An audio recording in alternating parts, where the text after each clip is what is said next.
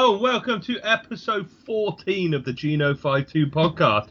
I'm your wonderful host, Tom, and I'm joined with my elegant co-host, Mr. Stuart. Elegant it is, definitely. I'm not so sure you're wonderful. Some people think your mum thinks you're wonderful, that's for sure. No, I'm pretty sure she doesn't, to be perfectly honest. But she has to. It's like the rules and everything. hello, everyone. Hello. Hello. Yes. Anyway, welcome. Yes, we are back for another descent into the hobby madness of Horus Heresy. We should probably get some kind of slick opening like Ryan and Michael, or somebody, or Tim and Michael. They actually prepare what they say before they open their mouths, rather than me just opening my gob and starting shouting into a microphone, isn't it? I think everyone's used to that now. That's what they expect. Yeah, so apparently I've got a reputation, haven't I? Well, so are you drinking tonight, Tom? You say that as I pick my beer up to take a swig. So there we are. Yes, I am drinking. I'm not again because it's a school night, so I'm trying to be good. That's all right. I managed to book my first appointment for tomorrow for 12:30. So being self-employed, it means I don't have to get out of bed tomorrow morning. With the bank holiday this week, it meant that the little dude wasn't in nursery on Monday like he normally is, so he's in nursery for a different day. So tomorrow is a working day, as in painting working day for me, where it wouldn't normally be. So I want to be fresh tomorrow because I've got a lot to do before I go on holiday. But yes, so I'm just on the Coke tonight, and that's the liquid kind. I was going to say, bloody hell, you're having a party over there, smashing the warp dust. That'll be tomorrow when I'm trying to paint a whole Skitarii army. Oh yeah, you got that massive Skitarii commission, haven't you, that you're doing at the moment? And it's not mine, so it's not yours. No, it's 40k. It's Skitarii. I've got a whole ton of Skitarii coming, and you're sending me messages going, they're really fiddly to put together, and I'm going, oh, for fuck's sake. Yeah, if you've got anything like approaching sausage fingers, they're a little bit fiddly. Not the hardest kits you've ever put together, nothing like that, but they are a little bit kind of.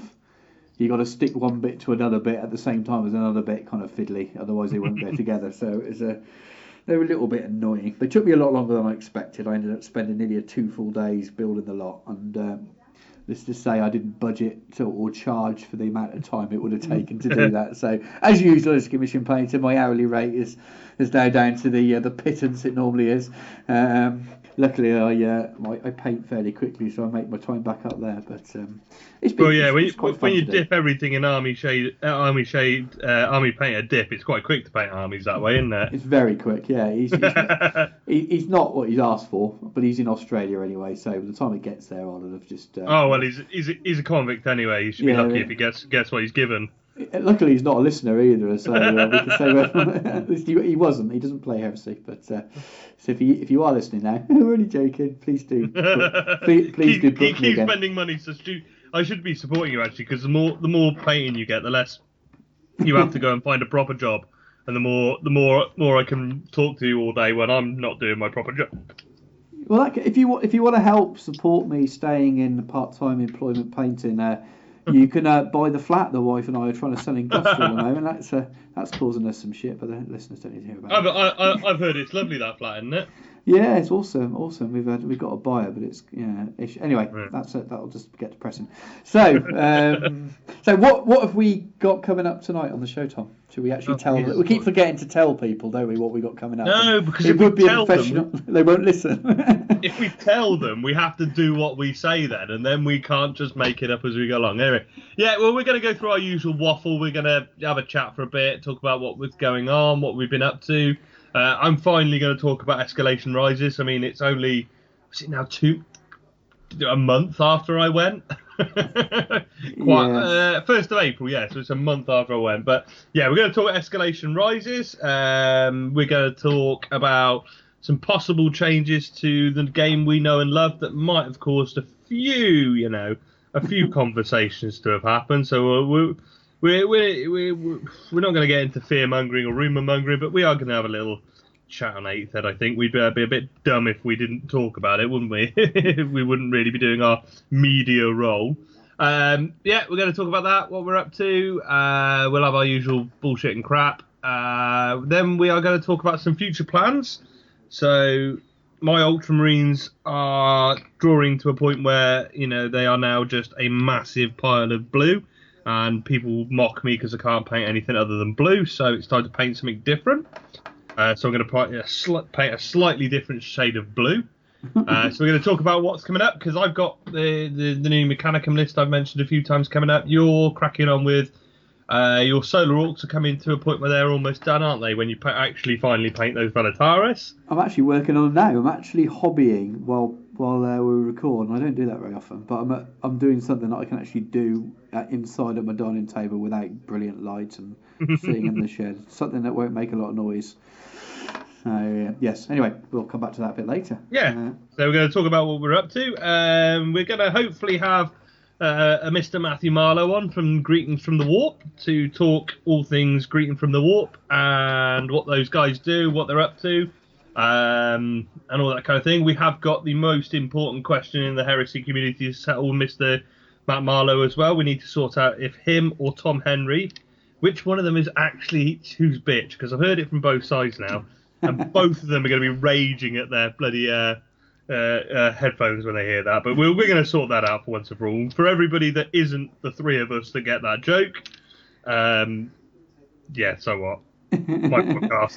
I want to make jokes that only make one person laugh. I want to go down the route where I make one person laugh with every joke and no more than one person. No, there's going to be one joke for everybody, but nobody else is going to get it. It's a very niche way of running a show. Yeah. And then we're going to come back hopefully with some hobby advice. I know we missed our hobby section last time, but 6 and a bit hours, whatever the last show was, which we said, after we said, I think last time, we'll do a nice short one again after the massive Space Wars and Thousands. Oh, hang on, we've talked for fucking ages on Custodes again. So, yeah, we're going to try and keep this one fairly tight, but we're going to come back with our hobby section. We recorded it too, didn't we? So we recorded it the day after we did our main bit to try and squeeze it in, where Jacob was at home with me while we were recording, and he made quite a lot of noise through it. And then when I was listening back to it as well, editing it, I realised that as much as I was muting on the microphone, it wasn't muting. So for some reason, Skype had a little moment. So you can hear me remonstrating with him in the background while Tom pretended to not hear it and talk through about painting gold. And then since then, Miles has been on Age of Darkness and on he was on the combat phase with Kenny talking in detail about how to paint gold and stuff. And so that section was all we talked about really. So that can go in we're consigned to the bin that bit now, and we'll talk some hobby with Matt Marlow when we record with him, which will be tomorrow night now. Yeah. But timey-wimey, wibbly-wobbly. Absolutely, yeah. But he's a bit of a painter, Matt. He's a bit good, so it'll be interesting to talk to him about his approach to painting later on the show. Yeah. But yeah, we're if you want our hobby section from last show, go and listen to Miles on the Age of Darkness or the combat phase. He very succinctly summed up kind of a lot of things we talked about, but much more intelligently. Much better. Than we did. So go and check Miles out. Little Legends. He is awesome. He is some serious. We'll give you some, as we say, bullshit and bad hobby advice, and then go and listen to Miles to learn how to do it properly. Absolutely. But cool. So, what have you been up to then, Stu, since we last recorded, whenever that was? I can't actually remember now. It seems, I think, because we recorded the last few shows over such sort of split times, and then it took ages for me to actually find time to edit it. I honestly can't remember what we talked about last time. I think I've been to France and back in the time since we recorded the last show and you got it out. Yeah, you've been on holiday, haven't you? Been skiing. So, what have I been up to? I've been doing a lot of commission work. So had I finished Corax and got that out last time we talked? No, I think you put that up just as I went away, didn't you? Yeah, so Corax for Kurt, that's been done. In fact, he collected it today.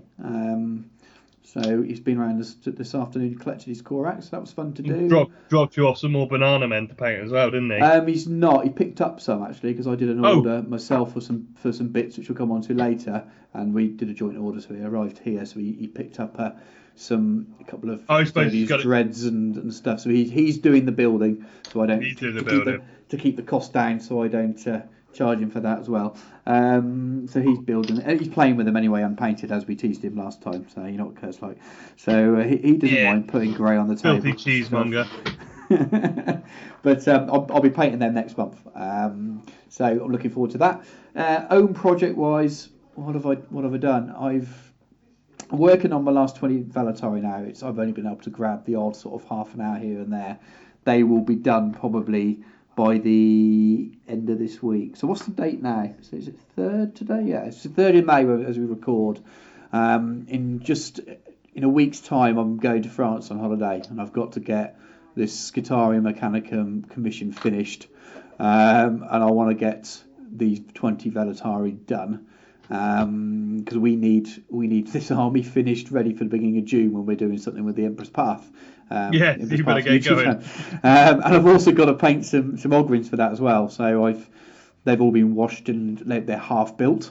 So when I come back from holiday, I've got Russ and his wolves to paint for a commission for someone, and I've got 8 Ogrins to paint, and my second Golden Demon piece to paint. So proper painters out there will know that that's not enough time to do a proper Golden Demon entry. I'm still going to do it anyway, but I've learned a lot this year doing planning to do first Golden Demon entries. I've learned that you need to give yourself a lot more time when you're a commission painter, because I've just not had time to sit and put the hours in that I need to do.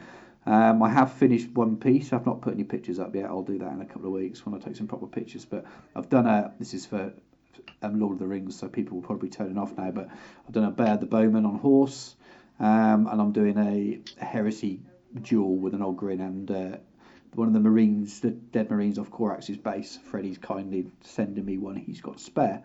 So that's been my second piece. So two things. I think I really enjoyed painting the bit I've done. I probably only put about 12, 16 hours into him, and I need to do 100. So while he's nice, and he's a nice kind of good character standard, if I was going to price it up for a customer, right to the sort of top of the character standard I do, that's all it is. It was never going to win anything anyway. I suppose that's the reality, is that I'm nowhere near the level of the guys that are looking to compete and place. That's not just me sort of covering my own arse. That's the reality of it. I think I posted up some painting commitments in a new painting group the other day. What's that group called? Going off on tangents. Were you in that group as well, Tom? Which one's that? There's a new... Oh, the Fickle Brush. That's the one, yeah. Tom Carter's group. Tom Carter's group, I'm not actually. It's one of those things I've fucking forgotten to go and join. I'm gonna. As per usual, I'm balls deep in building MDF scenery, so once I've stuck this bit down, I'll open Facebook and I'll go and join that now, actually. You were tagged in there the other day, I used to be in it when it was the Overlords Hobby Progress group. Yeah. And I had a bit of a cull of groups when I sort of changed from 40k to 30k, or changed my primary focus. And I think that's one of the ones that slipped off the radar a bit, just because I wasn't looking in it as much. But I need to go and join that again, because it was a good group, and I've culled a lot of other groups now. You were in too many anyway. Yeah, Tom called us out the other day anyway, in a fun way. Said that, called us out and a couple of other podcasts and saying get some commitments up there, and I thought, what, that's probably a good thing, because it's very easy for me to just put work first and say, well, I haven't had time. And it has made a difference, because it's meant I've put hours into the Valentari this week where I probably would have gone, oh well, I'll just won't get done. So it's already having an effect. But my commitments for the month was ridiculous, really. If you put it in perspective, it's finished painting a whole commission army.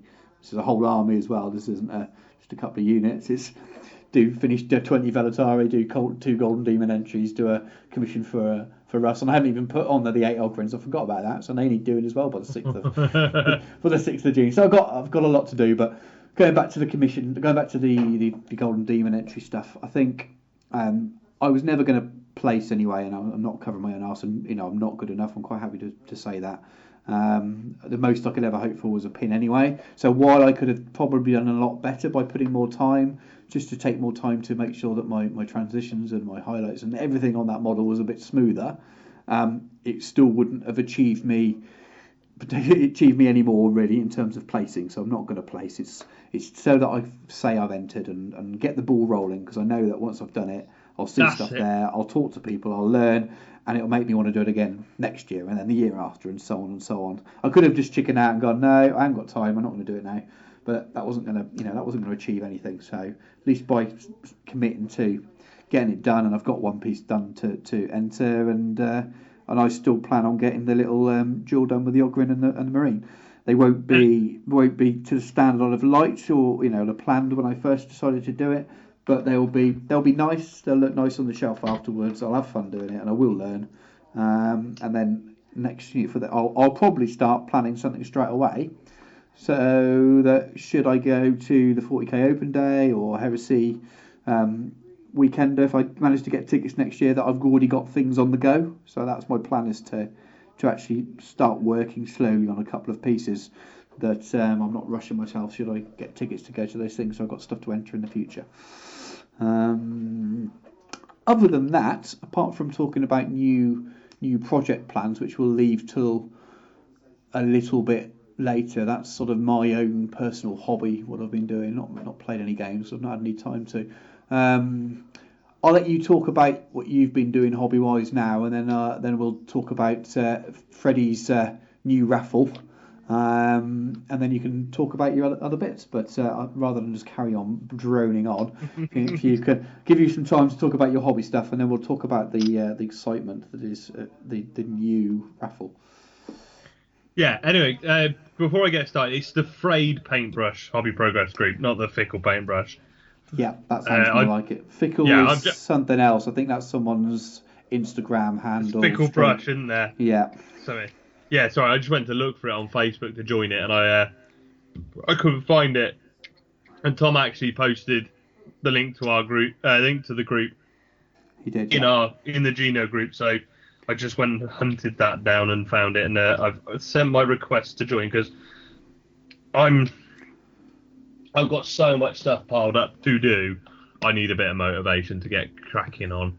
Right, so what have I been doing? Where were we last time? I was getting ready for... I'd just come back from Gibraltar, hadn't I? And I was getting ready for Escalation. So, no, I'd just been to Escalation, actually, the last time we freaking recorded. It's you messing me about with my timescales. I can't do it. So I haven't done a fat lot since I got back from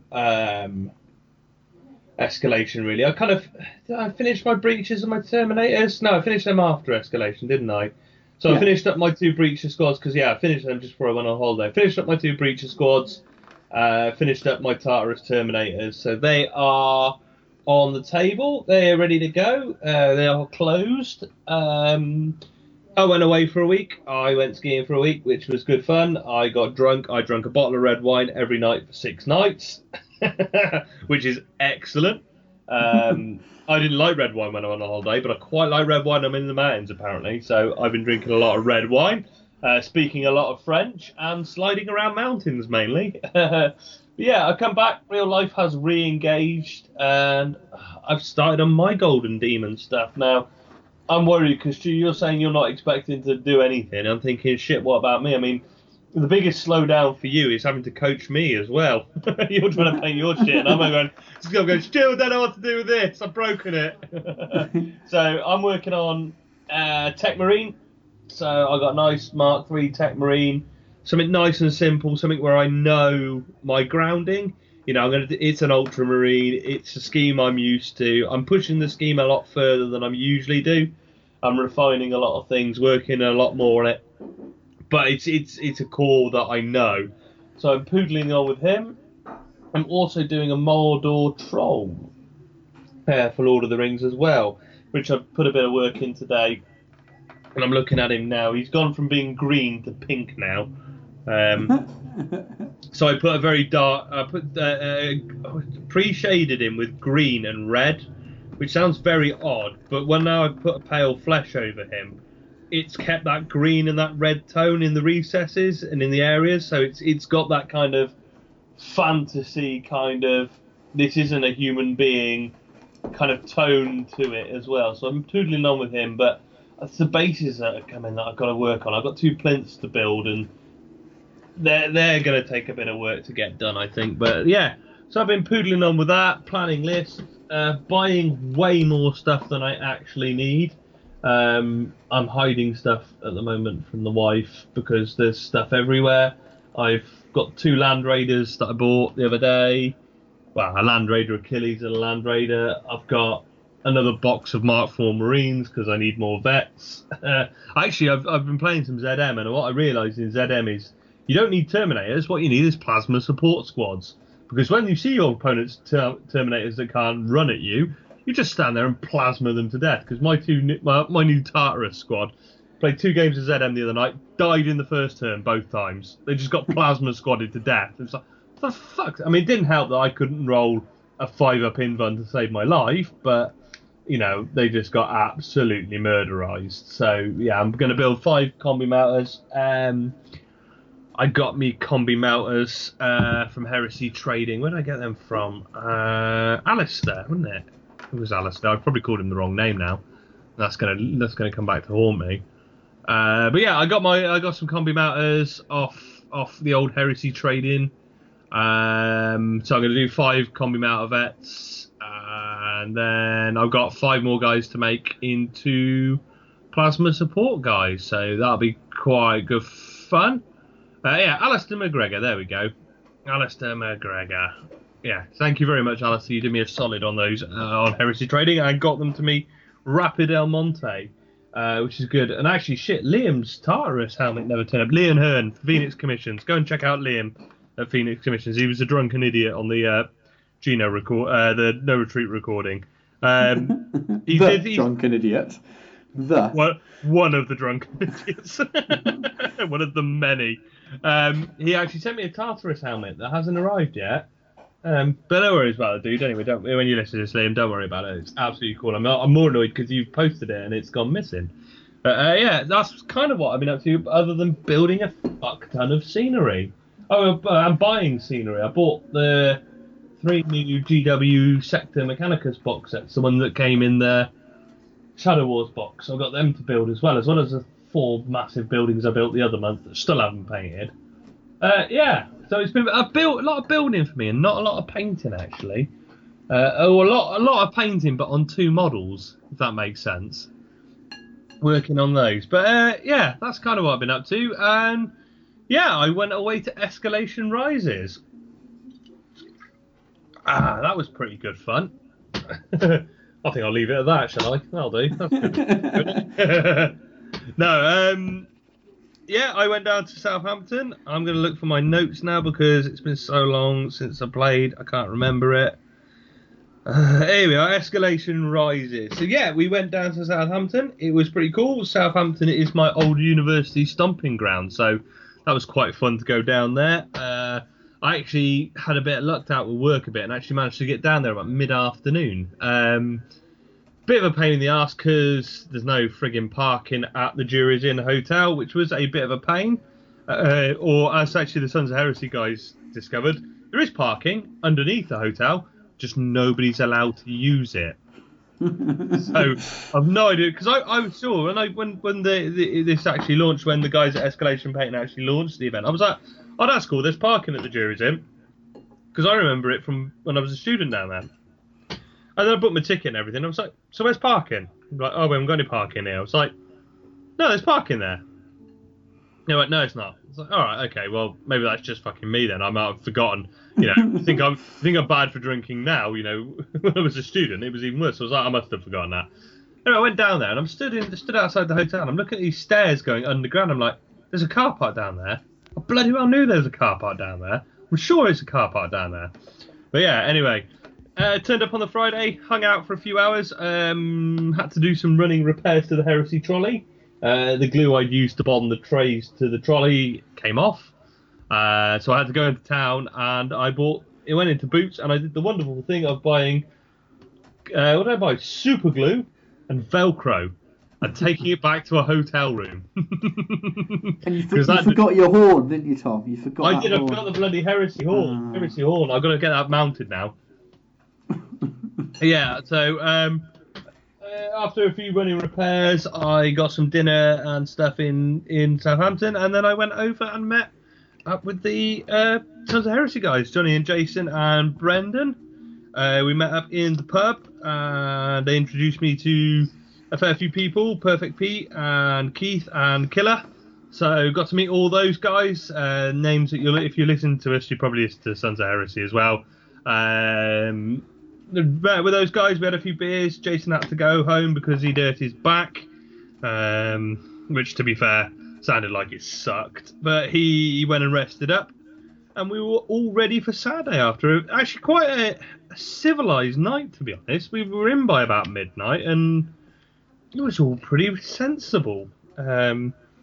We then, rocked downstairs for the hotel breakfast. Now, I am a big fan of the venue being the place you stay and the place you game. It's really cool. I mean, it's a bit odd that because it's the one thing we can't do at Tarsus, but, you come as you are. But it was really cool. It's nice, the gaming rooms were down on the first floor in the conference suites, which were interesting because it's not what you kind of expect, if you know what I mean. I'm used to playing events in halls and, various clubhouses and stuff like that. It was quite interesting to be in quite a smart business conference room. But big old conference room had the majority of tables in, and then a couple of smaller rooms off to the side. Now, by the time the big conference room had windows on three sides, and it had a lot of dudes in it, and it was quite sunny. It got quite sweaty in there. Luckily, the side rooms were a little bit more air conditioned and a bit cooler, but it definitely gave kind of like two vibes to the room. So the big room felt very much like, a big event room. There were 40 guys and the majority of them in that room. It very much felt like a big event, lots of people, lots of tables, lots of noise. But the smaller rooms, there were four, I think there was a room with 4 tables and a room with 3 tables. Or it might have been 4 and 4. But yeah, it was 4, more than 4 tables in each room. It was a much smaller kind of almost like playing with your mates, if you know what I mean. Because there's only a few of you in each room. And you were chatting between the tables and stuff. You were kind of enjoying everybody's game. So that was quite cool. But it was good fun. It was well set up, nicely organised. We got going.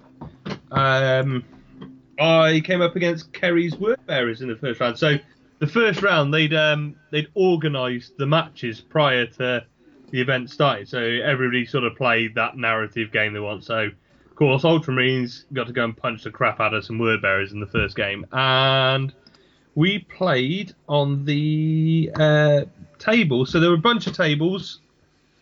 Some of them were generic, just, roll up a mission, roll up a deployment zone, blah, blah, blah. Some of them had actual missions, themed missions for that table. So the mission we played was a penal colony, basically. The loyalists had to jailbreak some people out of a Castellum stronghold. And it's the first time I've ever seen a Castellum stronghold in the wild. And that's a fair old chunk of res in that. That is a big old model. So it's quite cool. We toned down the rules for the Castellum a little bit. You can give it 4 up invulnerable on all the buildings and gun emplacements and all kinds of stuff. And to be perfectly honest, with me and Kerry, it was a bit like, shit, we're going to remember all of this stuff a bit. And it started off as like a couple of 100 points, the bonus, the actual stronghold itself, and then you start adding on void shields and all kinds of stuff, and it really racks the point up. And this was something I discussed with Glenn from Killer Glenn from Sons of Heresy, because he if you listen, they explain this in much better details, but he came up against basically a game where he got an extra knight. The guy had unlocked a knight in the round before, so the guy was playing with a knight, and then he got a bonus knight on top. So we were playing 3,000 point armies, but Glenn was playing a 3,000 point army against a 3,500 point army. So it's quite a chunk to throw onto somebody's army. Now, it works in some places, it doesn't always work in others. So I think the guys from the Sons of Heresy were discussing, the guy who'd unlocked the knight, he'd won it by completing the mission in the previous round. Now, when we've done reinforcements and things like this, and I know when I've talked to the Sons of the I Horus guys, they normally, if you unlock that knight, it goes into the pool for the side to use, rather than it going to the player who unlocked it, so that you can balance it a little bit more. So Glenn obviously was like, playing at a 500 point disadvantage straight away, against the guy who'd already got quite a good army and didn't need that extra knight. Whereas another army could have made for a better game with somebody else, if that made sense. Giving people extra units, I think, is quite a fine art, because we were playing against his Castellan Stronghold, so it's a 275 point unit that he got on top. It didn't make it. It didn't ruin my game. It really didn't upset me at all playing it. It was a great fun game, but you've got to be careful how these things are done, because he could have put guns on it and comms relays and signal jammers and barriers and all kinds of stuff, and it's got things like he goes to ground, he gets any unit that goes to ground in the Castellan Stronghold gets +2 to their cover save rather than +1. So he was getting like 2-up cover saves to go on the ground. Yeah, that's towards the end of the game, it did shift the game a little bit, because I needed the mission was I got to have more scoring units in there than he had in the stronghold at the end. And it did come down to a couple of Marines at the end, 4 or 5 Marines that I was shooting at, and he was just going to ground and getting a 2-up cover save, and I couldn't shift him. So it did swing the game in the end. It didn't spoil the game at all for me. I still really enjoyed the game. And Kerry's word bearers are awesome. We had a good punch-up between Gilliman and Lorgar, both backed up with boyfriend squads, and Lorgar was powered up with psychic powers, and Gilliman did get punched to death by the Galvor back in the end, which is actually something I don't think I've talked to you about this, Stu. It's just a fun. I've found over the last few events, I find Primarch fights, while very cinematic, are not that interesting. No. The problem I've found is bogged down into one big kind of slog that takes up the whole game almost, isn't it, in a lot of cases. And it isn't about which Primarch beats which Primarch, it's about which boyfriend squad kills the other boyfriend squad first. Yeah. So, I lost Gilliman because the Guile Vorback ate my suzerain, and then because of the way the challenge rules work, they can then fight into that combat. So Gilliman's then taking on all those guys. Now, the combats where I've usually won with Gilliman is I've killed the other Primarch boyfriend squad first as well. So they can be a little. It was great fun, It was good fun. I like fighting and I don't want anything other than my Primarch to fight another Primarch. I just wish it almost doesn't come down to the Primarchs, really. It comes down to the boyfriends. It sounds really fun and cinematic. I imagine it's because you run him a lot as well. Yeah. And if you come up against, I think across the meta at the moment, there's a lot, especially at 3K, people are taking Primarchs, aren't they? At least what we see locally, I think there's more Primarchs than Super Heavies in that Lord of the War slot. So what you're getting is a kind of carbon copy of the game, because you both kind of go, let's fire the Primarchs at each other, because that's the only kind of realistic match. And then you're going to get the very, very similar kind of game. I suppose it differs a little bit. I remember watching you play. You're playing the Night Lords, weren't you, at Club a few months back? And that was a slightly different fight, just because of the way that Night Haunter works. He can sort of jump in and out of combat and things, and it's a bit of a different challenge. But in a lot of cases, it is going to be kind of slam, bang, bang, and like you said, it goes down to the boyfriend brigade. I think when we played all those many months ago with Gilliman against Dawn, it was a slog for even against our support units, wasn't it? I think your suzerains just outdid my support unit of but by the time they did it, it was like turn 6, and it was like it was your chaplain that made the difference, wasn't it? Because we both had Primus Medicaid in there, didn't we? And you had the chaplain, and it was more the chaplain that made the difference. It was the first round punch where I got on top of you in the first round, and then you were always fighting from a deficit, but we were doing about the same amount of damage each turn then. But it was only the last turn that he won anyway, wasn't it? It was went right down to the last turn, and I think without the chaplain there, that would have been unresolved. They would have both been there still at the end of the game. The thing is, I see. I'm talking to my buddy Duncan about he's resisted. He runs a Baneblade. He's got a knight. He does tend to run big tanks with his iron Yeah. hands because he just says to me, he's like, if I get Ferrus, I gotta get a transport for him. If I get a transport He's for him, dead. I've got to have a squad for him. And he's like, I'm putting 1,000 points into that squad, and that's the other thing is, you play 2.5, 3K. If you've got a Primarch Death Star with transport, with boyfriend squad, with the characters to buff them, you've probably, in most cases, now it's not all, because something like Korax you probably run on your own, you've pumped 1,000 points into that Death Star that's just going to go and get bogged down for 3 or 4 turns. And you put so much of your army into that, there's kind of nothing left on the field to do other things with. So I've said this before on the cast, doesn't it? I think I said it episodes and episodes ago, back probably around the time we had that game, is that I got Dawn because I felt I needed to, because people were running Primarchs, but I'd rather see more troops on the table and another 2 or 3 units just to give you that kind of big game feel that you want with Heresy. But I've actually found when my army's been a really good way to neuter the effect of my army is to bog me down, run lots of units, because if Gilliman and his boyfriend squad haven't got a hard target to hit, they'll mash any unit they touch, but you just move your army away from where they are. If you kill the Dreadclaw especially as well, so you stop him being manoeuvrable, well, he's going to kill everything in that corner, but then he's not, the rest of your army is the other side of the board, and you're killing the rest of my army. You kind of, the ignoring tactic does work there, but it by no means, Kerry, it was an awesome game. I really enjoyed it. It was great to play a really themey mission. It was a very different mission. It's not just a book 6, one of the 6 book missions, and it was really, really cool. It was really, really nice. I really enjoyed the game. I had 5 brilliant games over the weekend. I cracked off by getting Gilliman buried underground. And this is something, again, if you're listening to Sons of Heresy, this will get mentioned. There was a lot of talk in the event pack about consequences and things of, and campaign style stuff going on.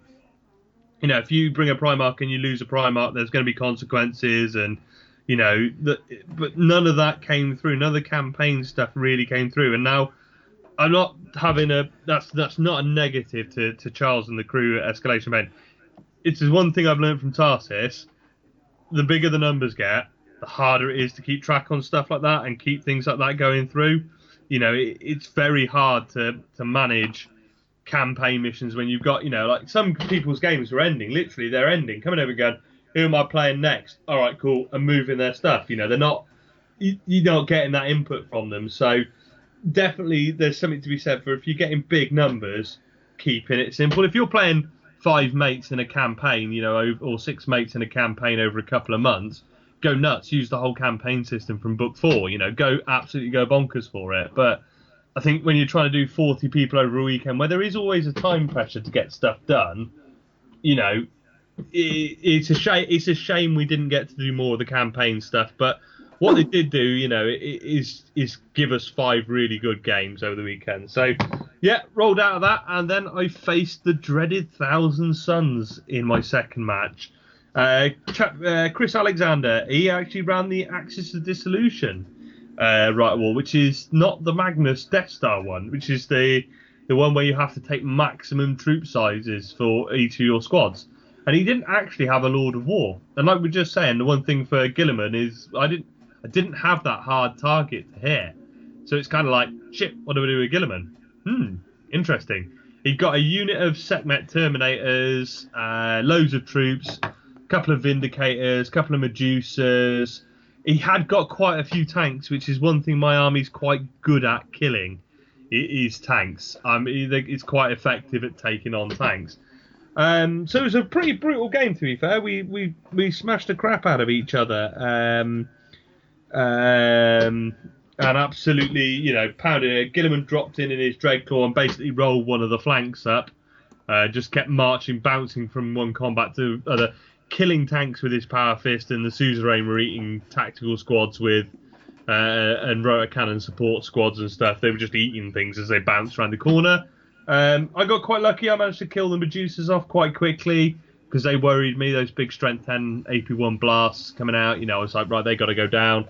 I didn't really stop the second map. I kind of did what I kind of backed away from them and just they were foot slogging Terminators. So I think I put a vet squad out in front of them with the bolt guns, the sniper bolt guns, just to do some damage and slow them down rather than to just actually with Gilliman. I could have put Gilliman in to fight them, but there was kind of more dangerous targets the other end. I needed to kill the Vindicator off. He had a big 20-man tack squad with some characters in it as well that needed to die, so I used Gilliman to eat them on the other side. But yeah, that was a good game.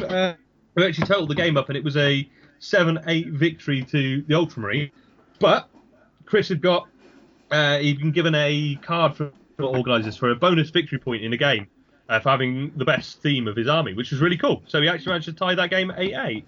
Which was cool, because I was quite happy to get the game tied because the dude had an awesome army, and he'd actually written fluff. One of the first things he did was give me his story about his army, and I'm really sorry, Chris, I can't bloody remember it. It was a month ago. Right, then we came back for game 3 after that, and this is where things started to get a bit blurry, to be perfectly honest.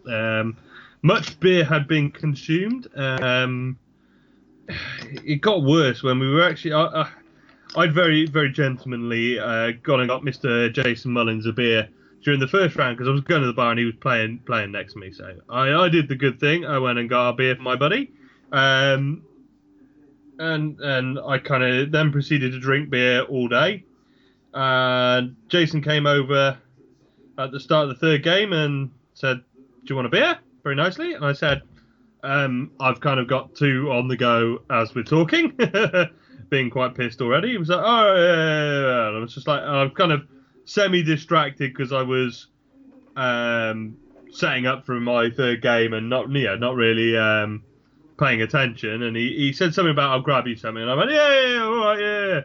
And carried on. We got into the first turn and I was playing Pete with his Emperor's Children. My Ultramarines seem to attract Emperor's Children players.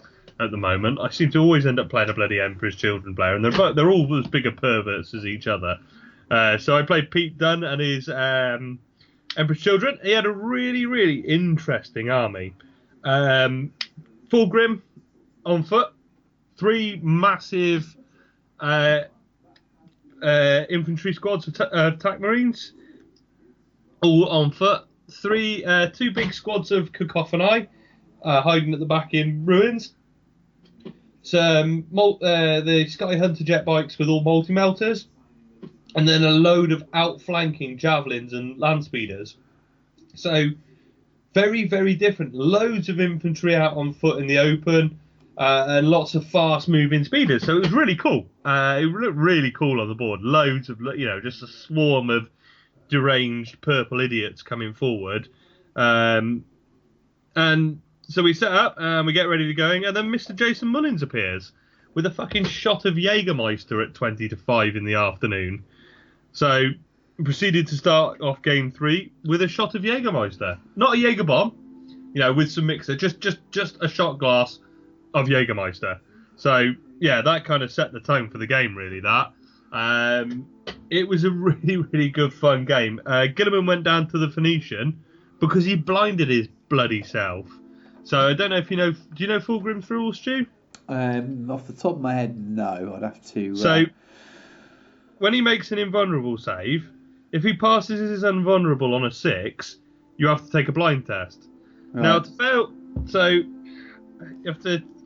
So he has to save an invuln on a 6, and then I have to fail an initiative check, and with Gilliman, that's on a 6. So of course I fail the blinded check, don't I? Which knocks you down to weapon skill 1 and an initiative 1. Now Fulgrim gains an extra attack for every initiative step he is above you. So he's 6 or 7 attacks to start with, and then he's 7 initiative steps higher than me. He got 14 fucking attacks on the charge. 14 attacks in the second round of combat. Gilliman basically ran into Fulgrim, punched him in the chest, got blinded for some dirty sex act that Fulgrim did to him, and then probably got his head chopped off by a raging Fulgrim, which was hilarious. But actually, the best bit of that combat, the single greatest bit of that combat, is the squad Fulgrim charged in with was a big tax squad. Now, it contained a special sergeant, Sergeant McFisty. He had 2 power fists on his sergeant, which is fucking brilliant because 2 specialist weapons gives you an extra attack. And his model had got 2 massive fists in it, and the whole way through at the start of the game, he's going, "Yeah, it's my sergeant with 2 power fists. It's crap, but I love him. He's brilliant." So we charge into combat, do the Primarchs at high initiative, do the suzerain, rah rah rah, everything's going down, and we're getting to the end of initiative step 4, and I'm like, "Oh shit, hang on, I've got my apothecary," because I just take a basic bitch apothecary, and I was like, "Oh shit, he's got 2 attacks or whatever it is, 3 attacks on the charge. You know, he's only got a chainsword. He's got no special weapons or anything. He's literally just like, you know, he's there to give Phil no pain." So I was like, "Oh shit, yeah." Well, I always forget to make his attacks. It's always worth throwing. You know, if you've got dice, you might as well throw them. So I threw the dice, 2 attacks, 2 hits, 2 wounds.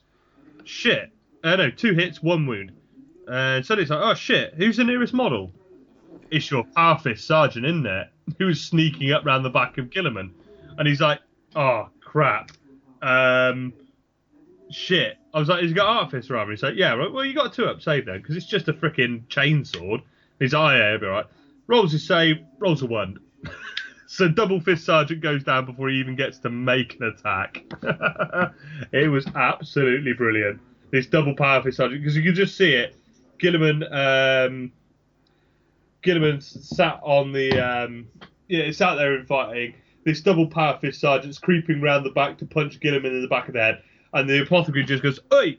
jumps up over his back and punches him in the face, and manages to stab this chainsaw through his eye. Absolutely brilliant. So yeah, that was good. It was a back and forth match. I took the first turn or 2 really, hammering him with my artillery and my gun line and things like that, and all my stuff that comes out pretty quickly. And then his speeders came in, sort of turn 2 and 3, and suddenly I got all these javelins and stuff in my back line, and the fight really then turned into me kind of defending my back line with his troops coming round, which was very Emperor's Children. You know, all the infantry marching up the centre of the board, you know, and the fire going into them, and the Ultramarines concentrating on the attack over there, and then suddenly all these danger threats come sweeping in from the background. So yeah, that was a good game. It actually went down as a 7-8 loss in the end, and it was mainly really down to losing the Primarch with price of failure, and losing attrition and stuff for the big fight in the middle and stuff. But damn good fun, and that rounded off day 1. So we then all bumbled off into the depths of Southampton to find some beer and some food. We wandered up to Rockstone pub. Really nice burgers, really nice food. Drunk a lot of beer, ate some burgers, all that kind of stuff, and then did a bit of a tour around Southampton. We went up to the Hobbit. Have never been to Southampton, have you, Stu? No. I've been down to wherever I've been down. Bournemouth is probably the closest I've been to. Yeah. No, I have been to Southampton for a work meeting many years ago. Not very exciting, but you like the Hobbit pub. Nice Lord of the it sounds like it's got alcohol and the Hobbit, so that's 2 things I like. It's great because you take them all there, and we're walking up the road because it's not far from where we ate, and they're all looking at it like, "What the fuck's this?" It looks like a tiny pub. I mean, it looks like a bungalow when you're walking up the road. And you go in and you get your beer and you're in this little room and you're like, right, downstairs out into the garden. And you go out into the garden and it is massive. It's probably about 5 times the square footage of the pub out in the back garden, maybe even more than that. It is absolutely massive. And everyone's like, "Oh my God, this is huge. Where's this come from?" Yeah, this is the actual pub, you know, the whole thing out the back. So yeah, we sat there, had some beers. Then we trekked back into town, a bit closer to the hotel for some more beer. We went to the Brewdog pub, which was interesting. I haven't been out in a town for a long time. It's a very different town to when I was a student there, from when I were a lad and all that. There seemed to be a lot less people vomiting off curbs and having peas in bushes, but that may just be me and my friends when I was at uni. But yeah, it was cool. Again, it was a pretty reasonable night. Actually, we were all in by about 1, I think. It wasn't too bad. I was quite merry, yeah, as you do from drinking from 9 o'clock in the morning till tea time, bedtime, midnight. So it was good fun. But yeah, that was day one. That was pretty good fun. So we roused for a bit more of a leisurely start the next day. I think it was 10 o'clock, half 9, 10 o'clock. The start on the Sunday. Much food was eaten. Johnny, I watched Jason, Johnny and Brendan really actually take advantage of the all-you-can-eat buffet breakfast, which was thoroughly abused. Me and Jason got told to shut up by an old woman because we were loudly prevaricating about the pros and cons of what we'd like to see at events, and some old lady told me to shush, which was always good at 9 o'clock in the morning. Yeah, that was cool. We went back upstairs for game 4. And I came up against Reese from Spartan Miniatures Sons of Horus. So go check out Spartan Miniatures on Instagram, on Facebook. Go and give them a like. Reese's army was stunning, and when you see the pictures, you will not be surprised to know that walked away with the best painted army of the weekend. And that was quite fierce competition, to be fair. It was a good standard of painting there at the weekend. It was really, really good to see. It was a there was no real kind of two colours and that's it. It was all done to, say 99% of the armies were all done to a very good tabletop standard, which was excellent. It was excellent. So I spent most of this game gawping at his models and forgetting what I was supposed to be doing because I'm going, oh, that's pretty. He got some rhinos with troops in, some quad mortars, Leviathan in a drop pod, a Charybdis full of just air and Terminators, another squad in a drop pod, and he had a motherfucking glaive. Casual fucking glaives. I seem to come up against one every time. I think something's telling me I need to buy one, really, isn't it? I keep coming up against the bastard things. So we went glaive hunting. Melter squad dropped in. Failed to kill the bastard thing as always, didn't they? My 10-man Melter support squad. I'm like, yeah, that's great. I'll stick 10-man Melter support squad in the Dreadclaw. I'll drop them in. I got a dog tag from the event that allowed me to reroll all failed to hits for one unit for one turn. So it's like, great. 10 guys re-rolling fail to hits. That's good. And then the Gilliman gives them Tank Hunter as well. So they're 10 Melter guns re-rolling to hits with Tank Hunter. That should kill a glaive pretty nicely, shouldn't it? Yeah, did it fuck. They fucking waffed it. Came in. They took about a good chunk of its hull points off. But, of course, the Venator was supposed to shoot it as well. Stop it firing. What does the Venator do? Miss with both its fucking shots as well, doesn't it? So we ended up getting glaved in the face a couple of times till Gilliman arrived in the Storm Eagle turn 3 and punched it to death, and then survived the glaive landing on its head again. So that's the second time Gilliman has punched a glaive to death now. He seems to be getting a bit of a habit for it. But yeah, it was a really, really brutal match. Everything was dying left, right and centre. We were just absolutely beating the seven bells of shit out of each other. And actually, the other great thing that happened, I got my quad mortar sat at the back, and Reese is just there and jumped out of their Special K, out of their Charybdis, and they then failed I think it was about a 9-inch charge into a quad mortar, which was a bit unlucky, but 9-inch charge, quite a long charge.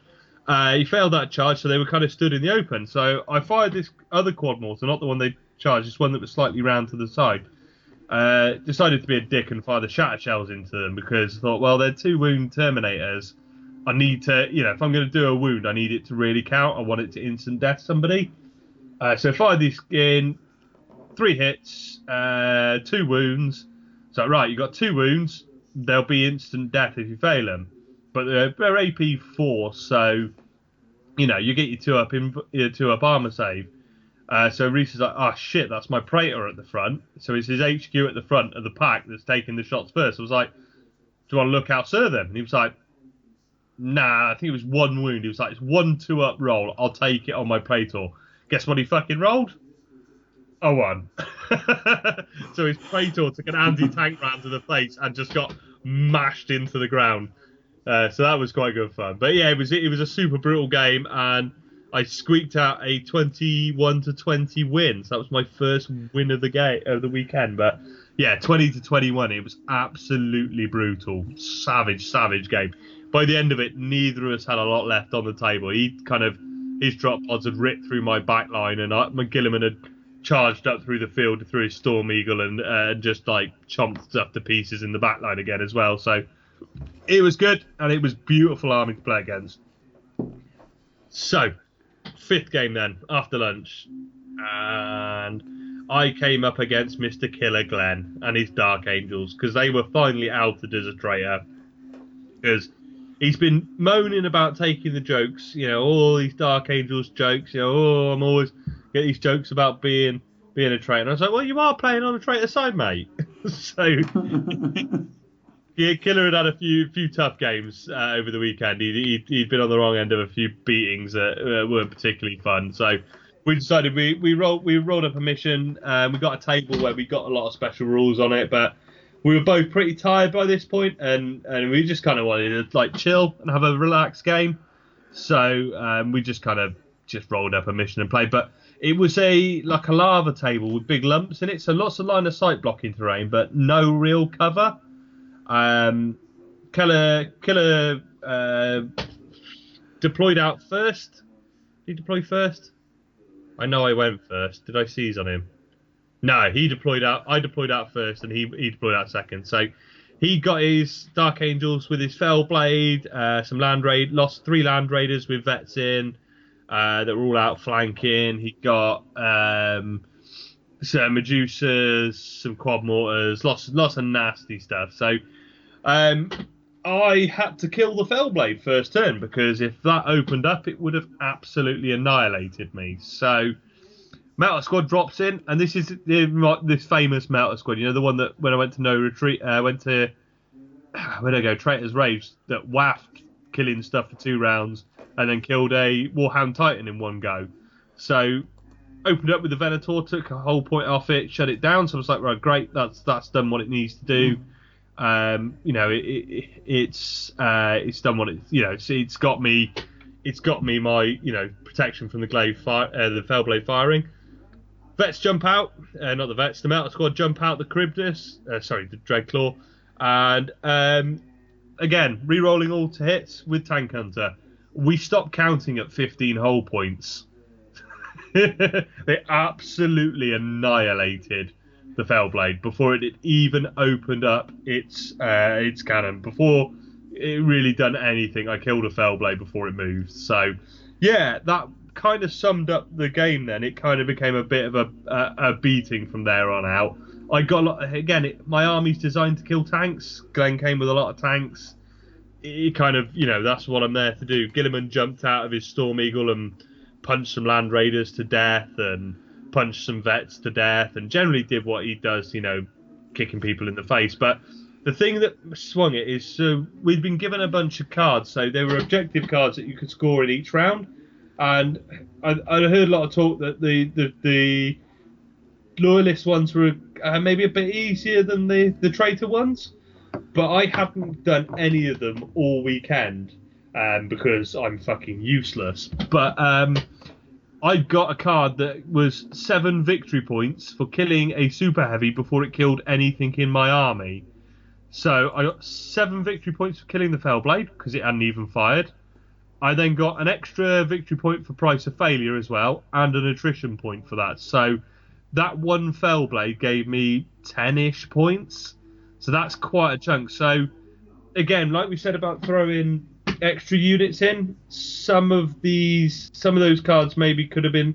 That was quite a strong one. Now it's a hard thing to achieve, kill a super heavy before it opens up with anything, but 7 victory points is a lot of victory points. But anyway, it turned out to be a 25-5 win to the Ultramarines for that last game. So Glenn had a tough weekend, and you thought we'll have a nice game at the end, and you absolutely smashed him, poor guy. I think, to be fair, he did cheat his little heart out on the way round.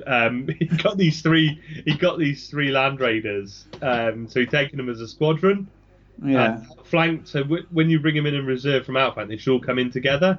Yep. He brought them all in separately, so they all came in everywhere. And it was only like the last turn we went, Glenn, how do you get Land Raiders as dedicated transports for your veterans? He's like, I didn't know they're a heavy sport choice. So did you brought them as a squadron? He went, yeah. I went, they all come in fucking together. He went, oh, fuck. We were both pretty ruined by the end of it. We were playing quad mortars, shatter shells with AP3 as well, which they're not. They're AP4 or 5. So we were killing each other's quad mortar crews off with shatter shells. And I'm sitting there thinking, why don't I just fire shatter shells at quad mortars all the time? They're brilliant for killing quad mortars. We were playing it wrong. But yeah, we were just, by the end of it. But we had a good laugh. We chatted our way through it. We had fun. The big thing, I should declare, so the big thing for him is he put his fell blade out the front of his army. So I could drop in quite nicely into its side arc quite easily. Yeah. He maybe should have, if it would have been me, I'd have probably kept I'd have kept the Land Raiders on and bubble wrapped the fell blade with it a bit, knowing that, when I play somebody, I go through my list and I'm like, look, this does this is what this is going to do, these guys are in here, this is, because I can do a lot of silly rules with Gilliman and stuff. And I said to Glenn, I said, look, I've got this re-roll to hits and they've got Tank Hunter, so this is, they are designed to kill, they are designed to kill super heavy. So, as you say, it was, my army was designed to kill his army. It was just, and it was the end of the weekend. We had a good laugh, but yeah, I smashed the fuck out of him. So I gave him a reach around as I pushed his shit right in. So it was good fun. But yeah, Escalation Rises was a very, very good weekend. It was an excellent weekend of gaming. It was well organised. The guys were awesome. It was good fun. I think there's maybe some things with narrative gaming, especially with rewards and stuff, that you got to think about, really. And it's definitely opened my eyes for some things for Tarsus, about, while it's really narrative, like I said, the mission to unlock the Knight, you had to rescue the Night Pilot. So narratively, it was fucking brilliant, because you had to rescue the Night Pilot. And apparently, I think it was Steve, who'd come all the way from Florida, when he played Jason in the last game. They were playing that mission. It might have been the last game. It was one of the games. But Steve went, so if you rescue that Night Pilot, you get a knight, don't you? And he's like, yeah. It's like, okay. First thing he does is shoot the Night Pilot and kill him. And even the EOs were like, can't do that. He was like, well, that's exactly what Horace would do. We don't fucking need him. Kill him. But we don't want to give that away. And it was like fucking brilliant. So, yeah. So I mean, narratively, he'd done everything, but it's where that reward is deployed then. So like I said, when we do Tarsus, we do the reward cards, but they're distributed out between people, and we don't let people get too many. I think Jason did it at the last Tarsus. Somebody was trying to hoard all the cards on the loyalist side, and he was like, no, I'm going to be stroppy dad, you're not having them all, we got to share. So yeah, absolutely. And I think we've talked a bit about the impact, because we talked about using some of our models, didn't we? Because we're not playing, so we were talking about, I'm going to have a couple of super heavies, you're going to bring your knight, we were going to give them out during games. And I think we've talked a lot about it now. We realise that it could work in a game and make it really balanced and fun, but chances are, as much as we can go bang on about it being narrative, it doesn't matter who wins, but at the end of the day, people want to win some games. And if you have a bit of a rough weekend, because it sounds like Glenn had a bit of a tough time, where you seem to be on the rough end of some luck, when people, someone that already had a knight got an extra one, etc., etc. So it made us think a little bit about what sounds fun on paper might not always translate as fun. So we're going to do it in a slightly different way. So we learn from it, which is really cool. It's what it's about. It sounds awesome now. I'm gutted I couldn't go, and even more gutted that the second one they're running falls on the same weekend as an event we're already going to. Same weekend as Ruination. Because I'd have loved to have gone down there. What you talked about, the hotel thing. Now it's that kind of American con type feel where it's all on site, which is obviously on a smaller scale. And I've experienced that with War Machine a few times at SmogCon. So nice hotel. You roll down to you play your games in nice air-conditioned rooms. It's nice and clean. It looks nice. Yes, you got hotel bar prices, but other than that, it's all on one site. We just ran off to the local shop and stuck beer in. Stuck beer in. Yeah, I think that's what's normally done. But it's you're right. I've experienced it before. It's brilliant. It's nice having your tournament in your scout hut. All that kind of stuff. They've all got a place and they've all got their own charm. But if I could only do one type, I would probably choose the nice, spacious, clean, modern hotel with your room, that kind of thing. That would be. It comes with the price tag as well. The event is going to cost more. Your accommodation costs more. Blah blah blah. It comes with those things. But it's very much. I enjoy doing it that way. It was very cool. For a big 2-dayer, then definitely. Most definitely. We're running a 2-day, and we can't offer that kind of thing. So people are staying in hotels. Luckily, there's hotels really close by, and we've got the bar at Incon, which is good. When we go down to Firestorm for Ruination in October, again, it's a well established big venue which is very clean and nicely redecorated, and space around the tables, and there's a bar there as well. So it's very close to town for food. So it's got a lot of the fun things that you'll experience with the con without actually it being a hotel, so to speak.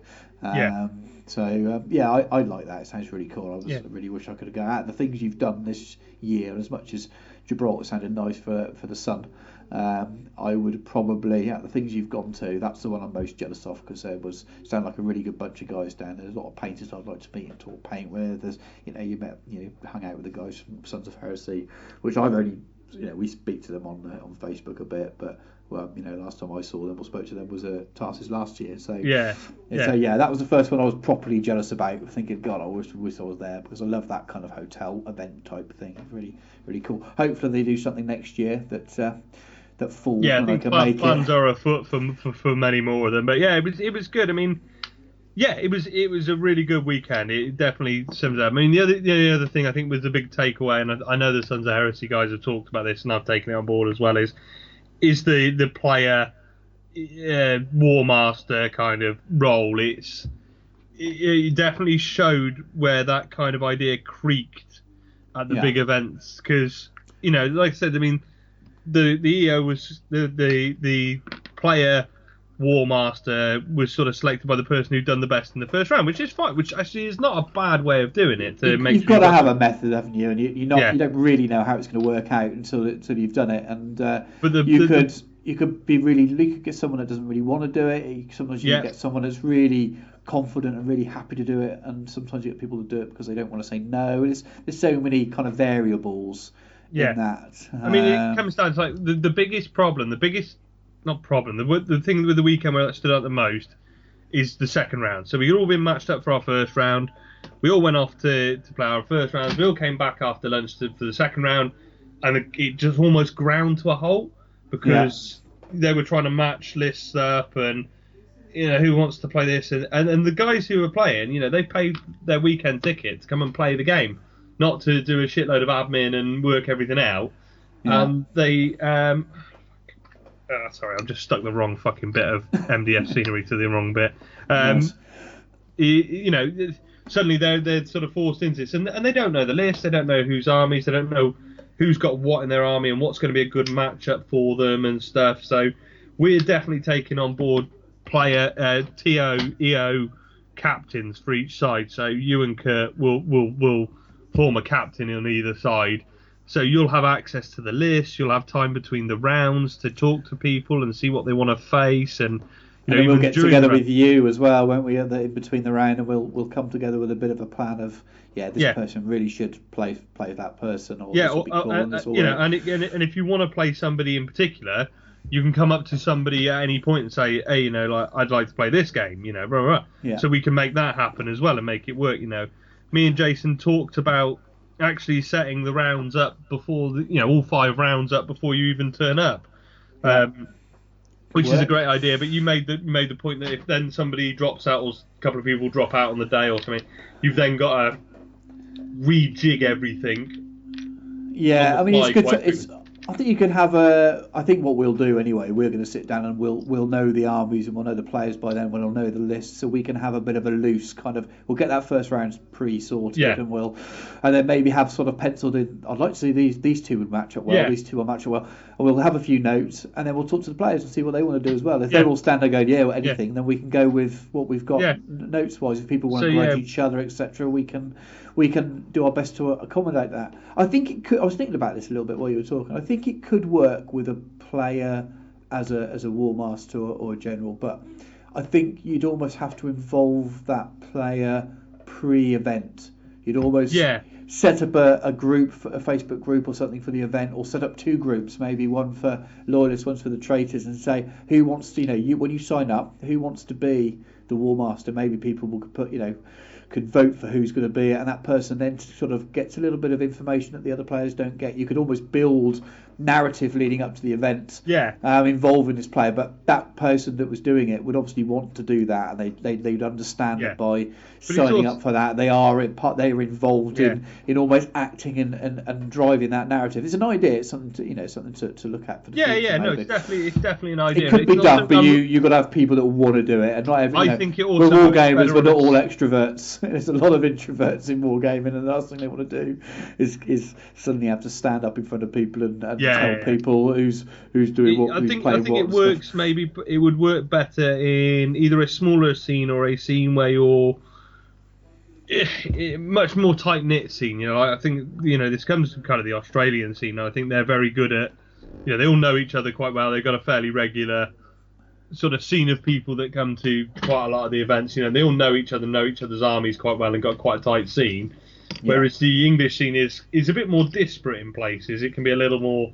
We've got good scenes, but maybe not a complete UK scene that talks absolutely everywhere to everyone, which is no problems because it's getting much bigger and much better, and we're getting things, people are communicating and stuff.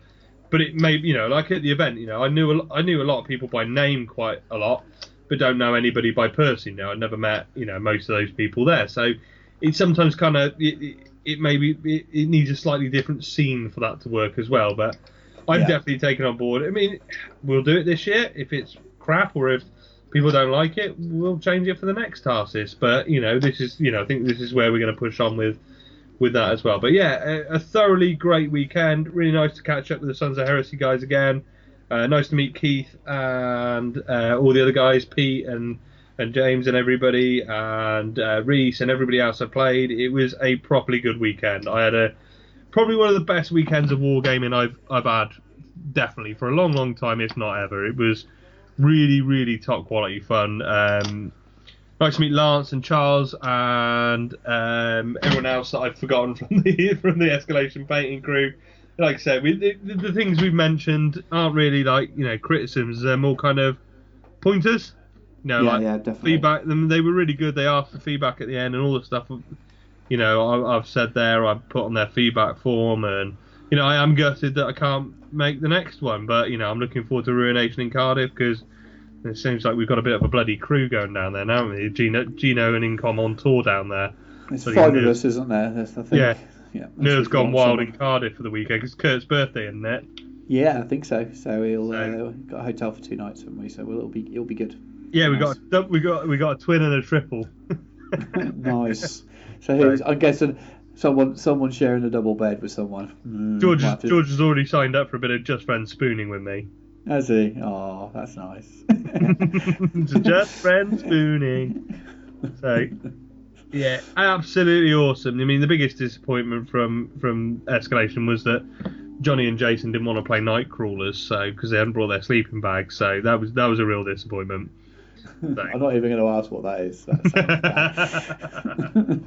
Yeah, and that's kind of a nice long rambly what I've been up to. So yeah, Escalation was awesome. That was really, really good fun. And like I said, they're good. Everybody seemed to have good fun. There were a few questions over lists maybe that might not have been strictly legal, but and maybe been a bit powerful.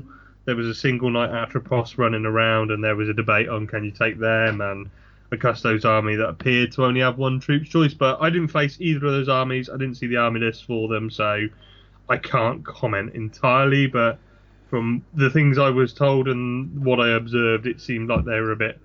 Now, I'm all for no real lists at events and stuff, and I know me and you, Stu, we talked about this before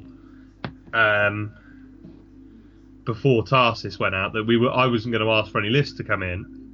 Yeah. And you sort of said maybe we should do, and actually seeing that escalation, it left a few people, rightly or wrongly, whether it was right or not, a few people feeling a little bit bitter.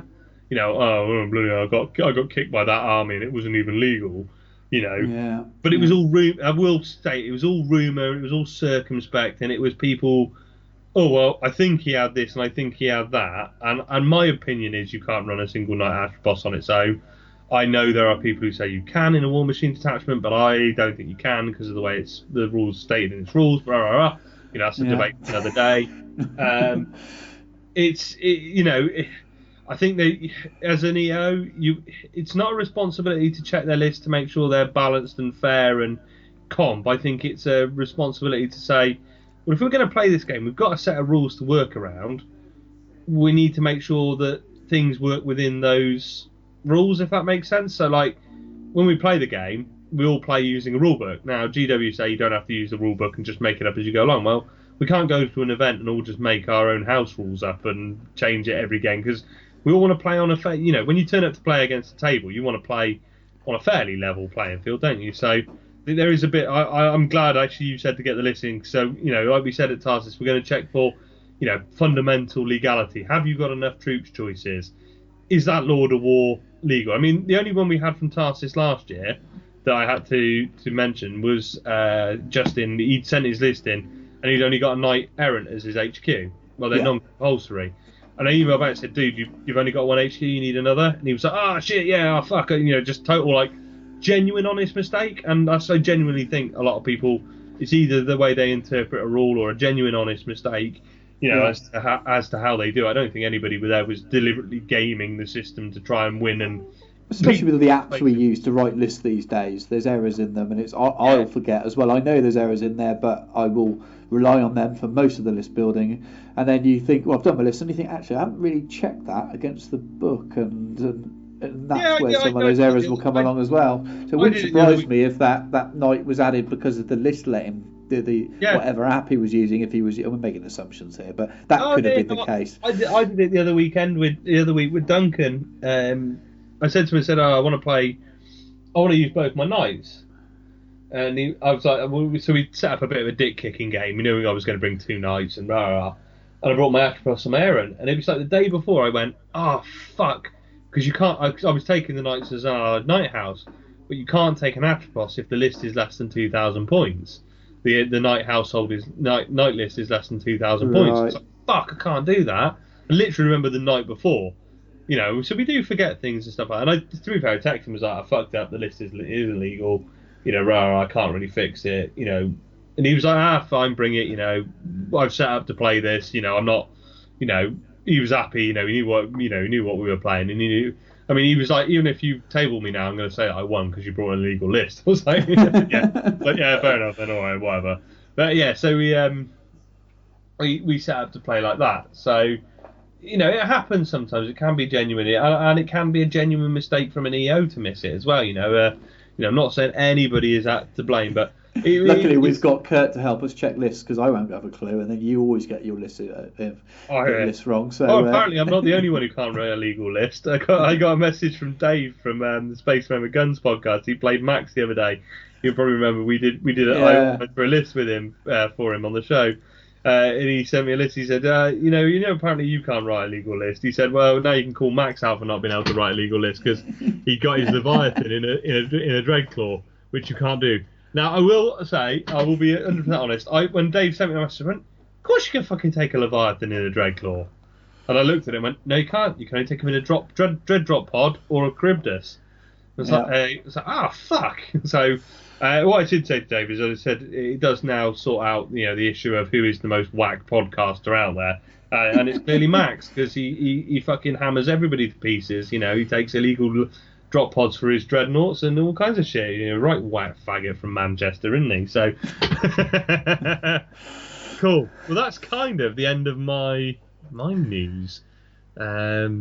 Shall we roll into anything else you want to mention? I know you've got something big you want to talk about, Stu, so I'll give the listeners a rest from my voice.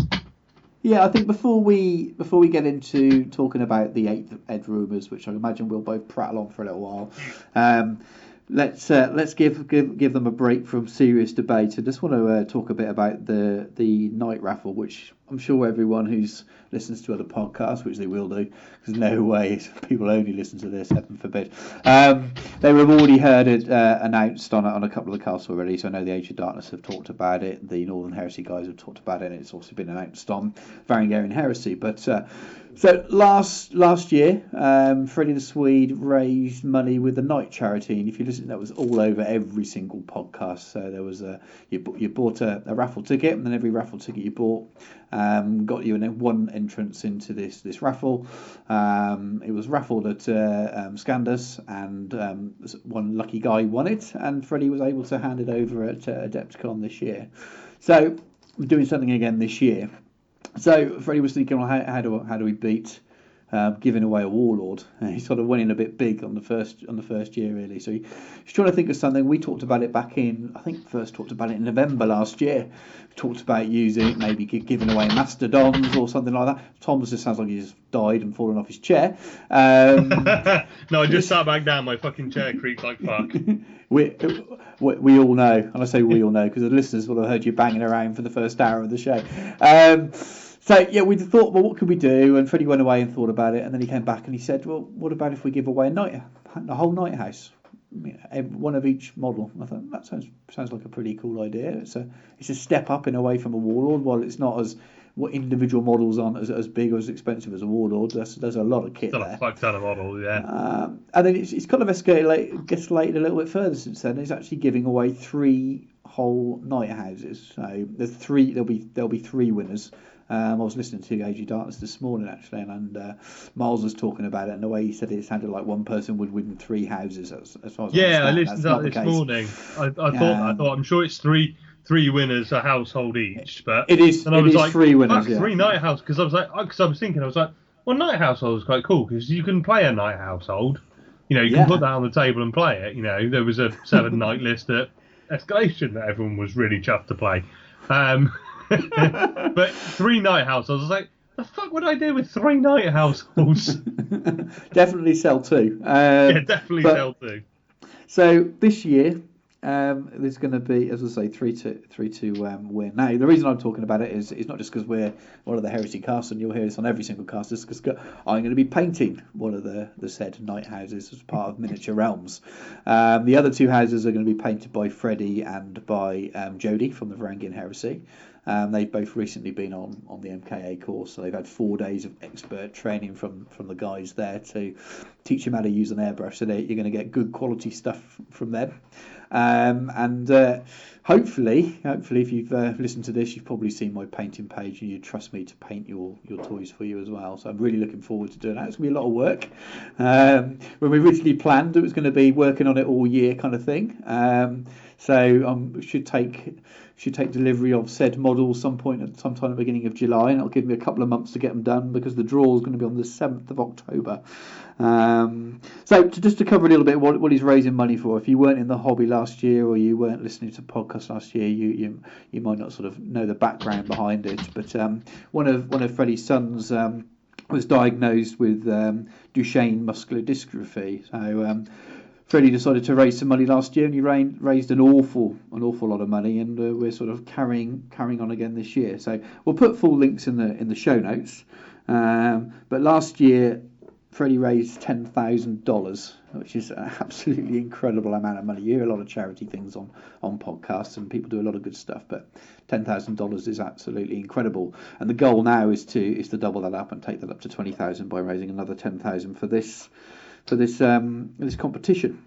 So tickets cost $35, and that will get you 1 entry. You can buy as many as you want. Now, the link to do it is on the parentprojectmd.org website. The links are in the show notes. I've already put them in today, so if you click on your listening device and look at the notes, you'll be able to click the link and we're going to have a look. But we'll make sure we give it another share as well. We'll share the event. Oh, yeah. You're going to hear about this a lot. Every podcast every heresy podcast is going to be talking about this. It's going to be mentioned every show we do when we do our wrap up and the closing bit. So you will have, you probably get fed up of hearing about it, but to sort of get through that, because it's an absolutely awesome cause. It's a disease that doesn't get the funding that it should do. It's one of those that's sort of rare, so it doesn't get the money behind it that you see with other things like cancer and things like that. So it's really, really worthwhile cause, and hopefully they'll find a cure for it if we keep, people keep raising money for these kind of things. So I won't read out the full history that Freddie put on there with the background for his son and his personal things. It's worth reading though, so if you click the link for the Parent Project Muscular Dystrophy page where you actually buy your tickets, do read Freddie's own little story on there. It's not too long, but it'll give you an idea about why we're trying to raise the money. There's a Facebook event page as well. The link's going to be in the show notes as well, so you can go and join that page and chat on there. We'll be posting up pictures of the knights as they get painted.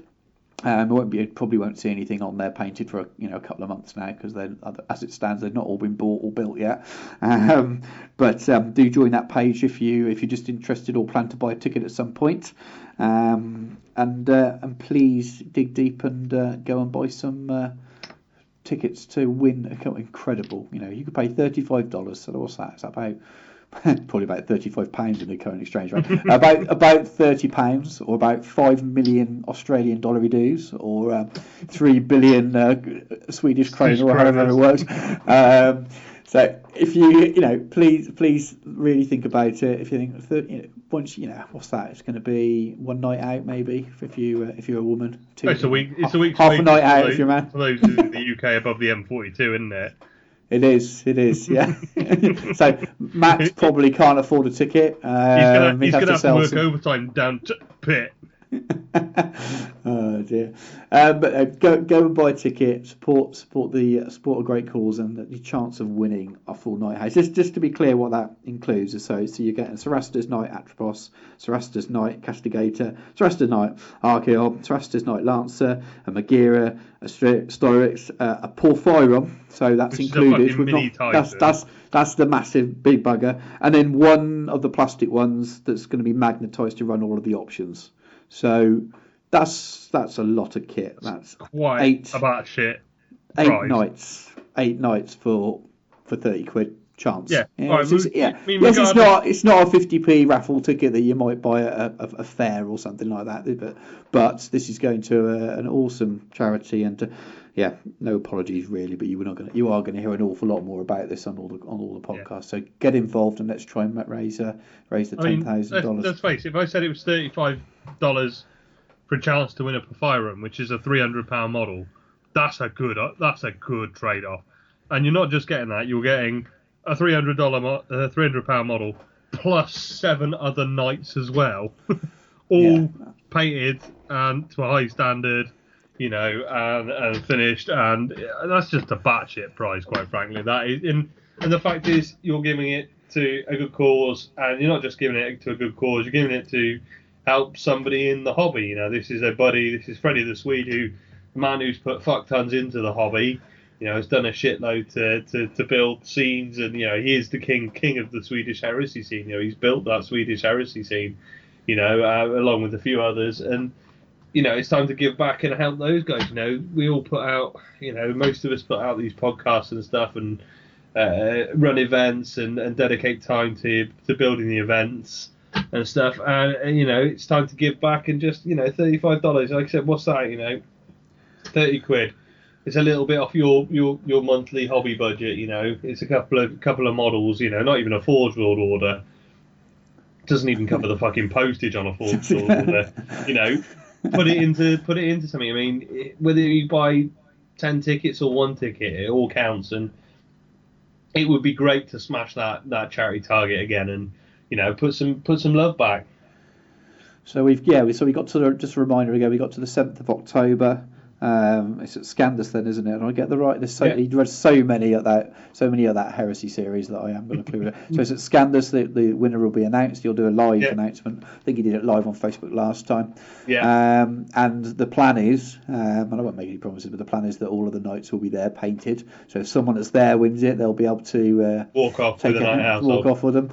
And then we'll have to organise. If it's someone the other side of the world, we'll have to organise how we get that many knights to someone. If the Swedes win all three of the fucking night houses, we'll know it's a fix. Absolutely.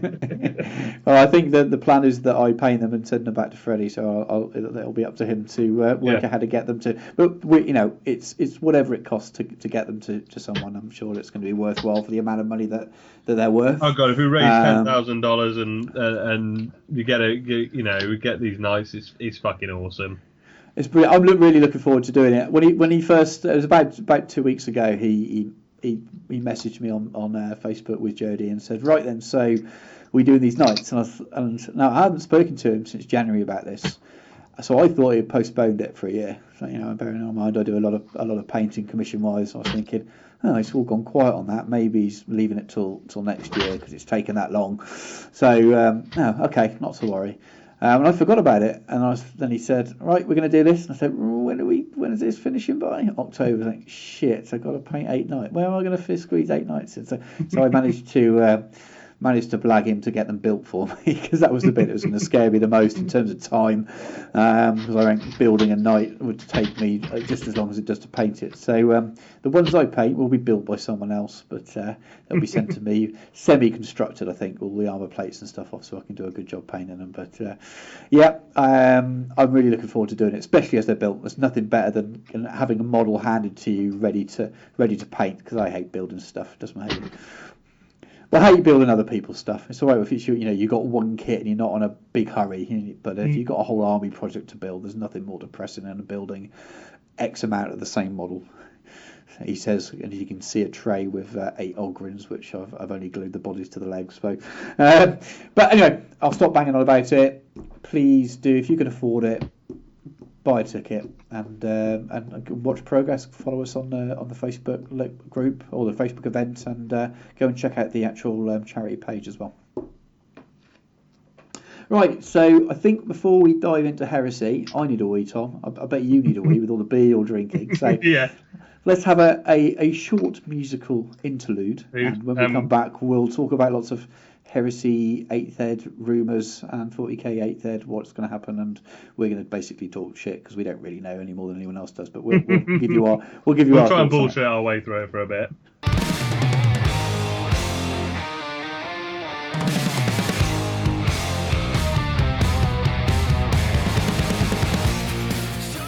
Right, welcome back, guys. We're going to conclude the intro now with 8th Ed chat, because we've just had a break and we've obviously clearly been talking a lot of shit today. So it's kind of the elephant in the room, isn't it? We've got confirmation of 8th Ed. We don't have confirmation Heresy will follow 8th Ed, but I think me and Stu, we've chatted a lot the last few days, and I think we're both of the opinion we'll be playing 8th Ed at some point, I think. Yeah, definitely. And I think, to be honest, there's only one of two ways it's going to go.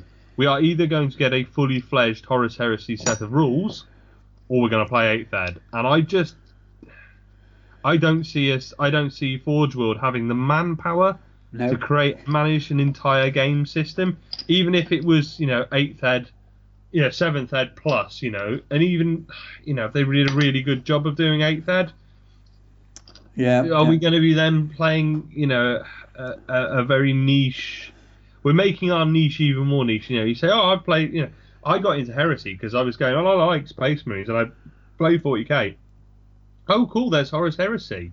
Oh, I remember reading about this as a kid. Oh, cool, I can play games with Horus Heresy. All right, cool. Well, I just take it's just 40k with slightly different armies. Oh, that's fantastic. If it was, I can play Heresy. Oh, hang on, there's a completely different fucking rule system to learn, and I've only played 40k, which is going to have its new streamlined rules. Yeah. Oh, hang on, I've got a fucking 300-page rulebook of 7th Ed to learn, and a completely new game to learn. Oh, do you know what? I'm probably not going to bother. You know, I can't see it either. I can It doesn't see make that from a sense. business point of view, them thinking, we've got an entire rule set. I mean, you can see Alan Bly thinking, well, I've got an entire fucking rule set there that I don't have to worry about. I'll just fucking change it over. But, I mean, it's a big job, and the more, every time I look at my red books at the moment, I look at things and think, shit, that's got to be completely redone for 8th ed. Yeah. Shit, that's got to be completely redone for 8th ed. Well, that unit doesn't work in 8th ed anymore because its bonuses just aren't relevant. But Yeah. I think it's going to be worth it. I think it's really going to be worth it. I agree. I can't see a business decision really for sticking with 7th. I know we've heard all kinds of arguments. You've heard on other podcasts or in groups about that the community would want it.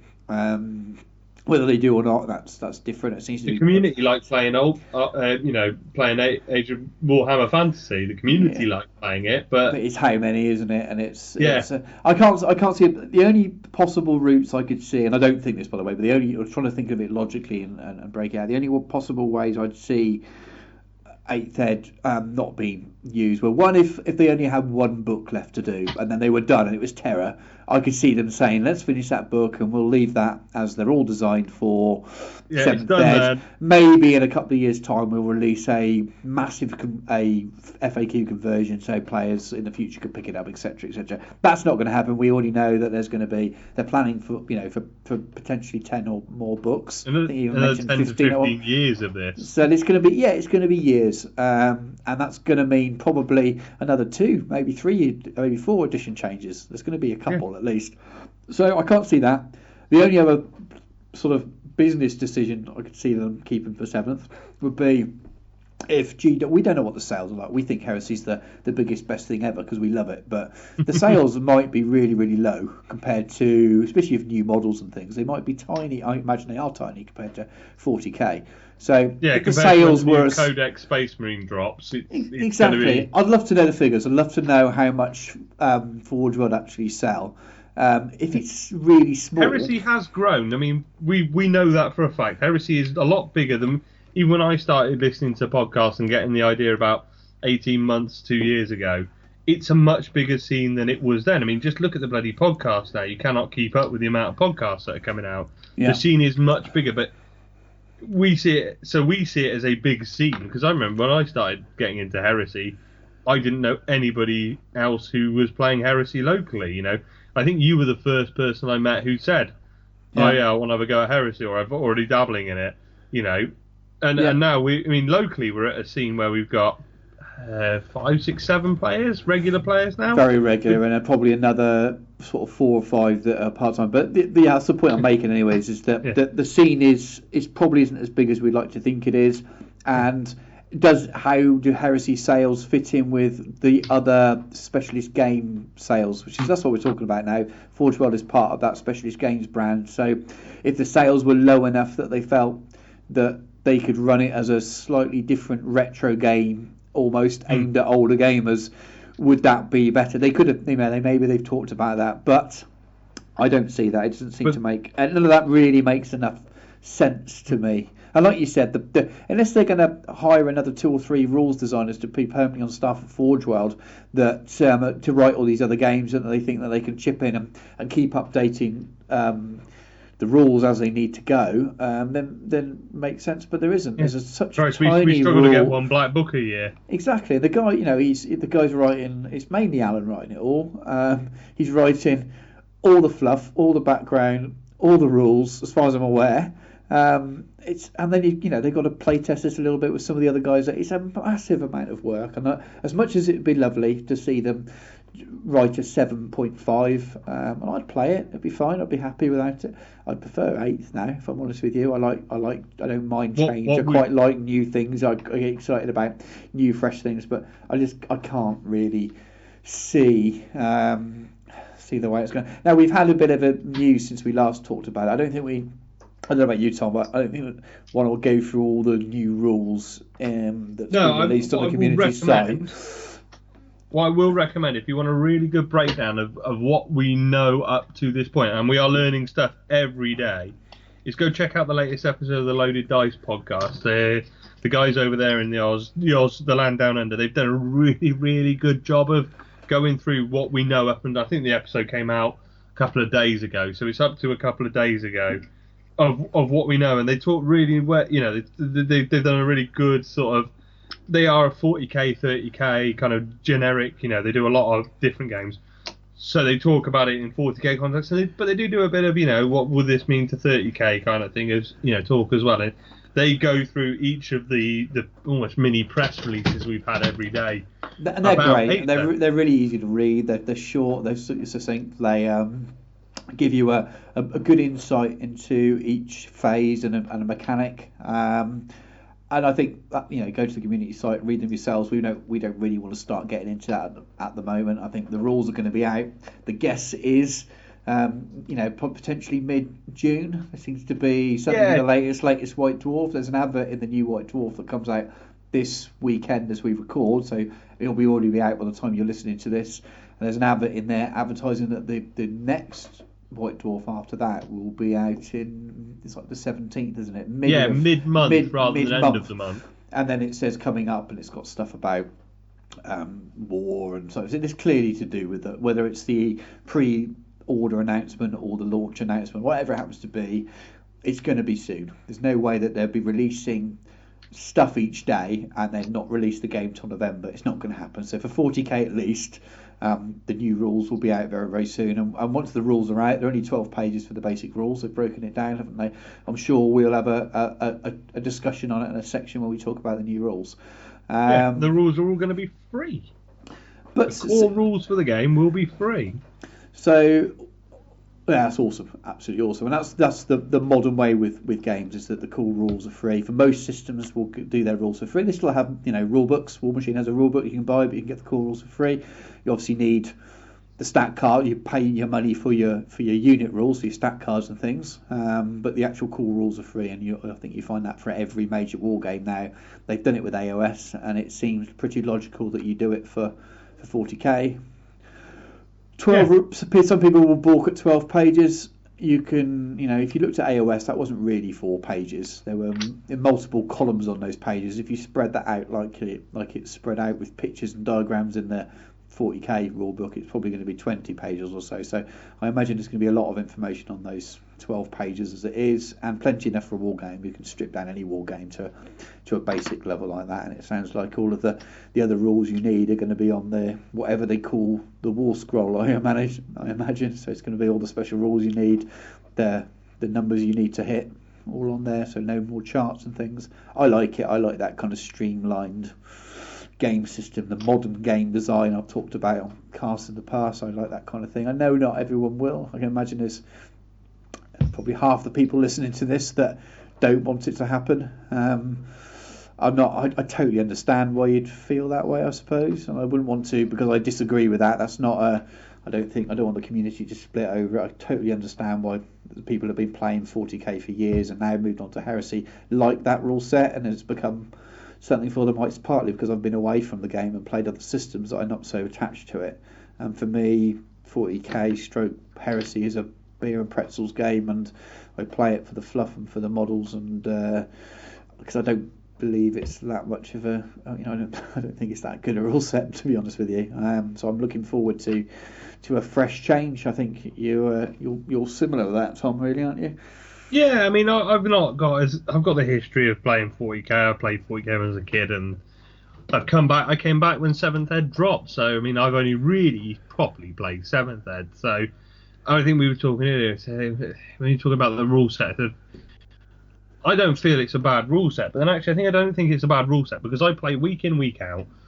I've played nearly every week for 2 years. I've learned the rules, so I understand it, and that. The amount of times I go, well, that's the rule, and somebody goes, well, that doesn't make any fucking sense. I'm like, yeah, but that's the rule.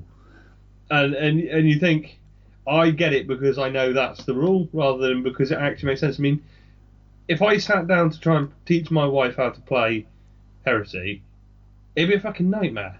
Because it's so, well, okay, you move this much, but you move that much and it does that, you do this, and then you've got to look up this chart, and then you've got this rule that does this, but it's ever so slightly different because this word is different and that word is different there, and that. You think, fucking hell, how can, from a business point of view as well, how can you get a kid at 12, 13 to come in and learn that, you know, it's a nightmare. You know, we're all right with it because we've got 20, 30 years of gaming history behind us. You know, we understand mechanics. We know how this works and how that works. And on a tabletop, environment, this is how this works. Well, that's fine. But when you're 12 and you're trying to learn it with your mate, and neither of you have played war games before, and you don't have an older person to teach you, how the fuck are you going to learn it? Whereas, I get that I don't want my black books to be, made irrelevant. Well, the first 3 black books are irrelevant anyway because all the rules have been updated and changed anyway. Well, the rules in them are, but not the rest. Yeah, of the you don't buy. I don't buy black books for the rules, if you know what I mean. I bought Inferno, and it wasn't until we actually got to like 2 or 3 days before we started doing the coverage, recording the coverage. I was like, shit, I better actually read the rules in it. Now, I'd had a flick through them, and I'd seen them on PDF as they come out, and I got the overview of them. And yes, I wasn't building an army out of that list, so it wasn't so important. But I read Inferno nearly every day from when I got it, because I was reading all the story, and the story about the Battle of Tisca is amazing in there. It's absolutely, I buy it because I look at the colour plates, and it gives me ideas about how I want to paint stuff, and I look at read the stories. There's all the little side details that you get, the little tidbits of information about the Rangdang genocide and all those kind of things, which are awesome. That's my black books will never be invalidated because that is what's in them. My red books will probably be invalid, but oh well, they were 40, 50 quid in a hobby where I spent thousands of pounds. It's really not that much, if you know what I mean, comparatively. Now, I know for some people that might sound a bit big-headed and throwing me money around, but you play an expensive hobby, It's like if you play golf, I remember my old man plays golf, and like every 6 weeks he comes and he's got a new bloody golf club. And I'm like, well, what's wrong with your old golf club? Oh, this is the new one, it's much better. You think, fucking hell, that was 200 quid's worth of golf club you just bought because some prick told you it was a better one, We're not the only, every year football fans go out and buy the 50, 60 quid on the latest shirt. Yeah. Every year, because the old one's not valid anymore. It's part of a hobby. You have to keep up with it. We cannot just play the same game. I get it a little bit sometimes playing Heresy in some situations where you kind of feel like you're playing the same game over and over again, especially when we've got a club of 5 to 10 people. We do cycle around and play each other quite regularly. So, we're trying quite hard to play different things. We got our first ZM table finished, so we're all playing a lot of ZM just to make it fresh, because otherwise you play the same 10 games over and over, and if we're playing with the same rule set for 20 years, we're just playing the same fucking game over and over again. Actually, they change the rule set. I mean, every time they release one of these little press releases, I think, oh my god, that unit's going to be brutal now. I'm looking at destroyers and thinking, shit, they got 2 pistols and you can shoot out of combat now.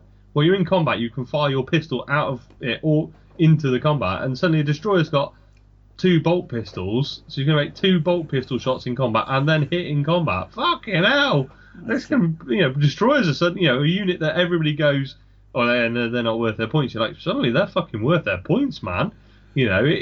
It's well, we think they are. We don't know what their points are going to be. So exactly, yeah. This is the problem with a lot of the hysteria around applying 7th ed to a partial information.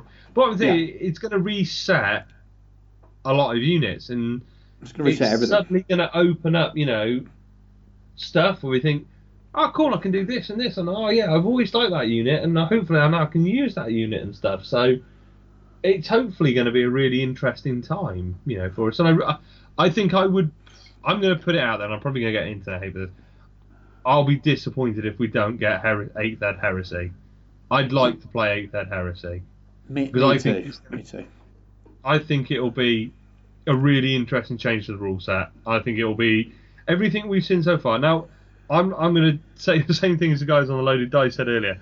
I reserve the right to change my opinion with absolutely no comeback at any point. If I get 8th Ed and we play 8th Ed and we play it and we go, that's fucking crap, actually, to be fair, isn't it? It's no good, it doesn't work.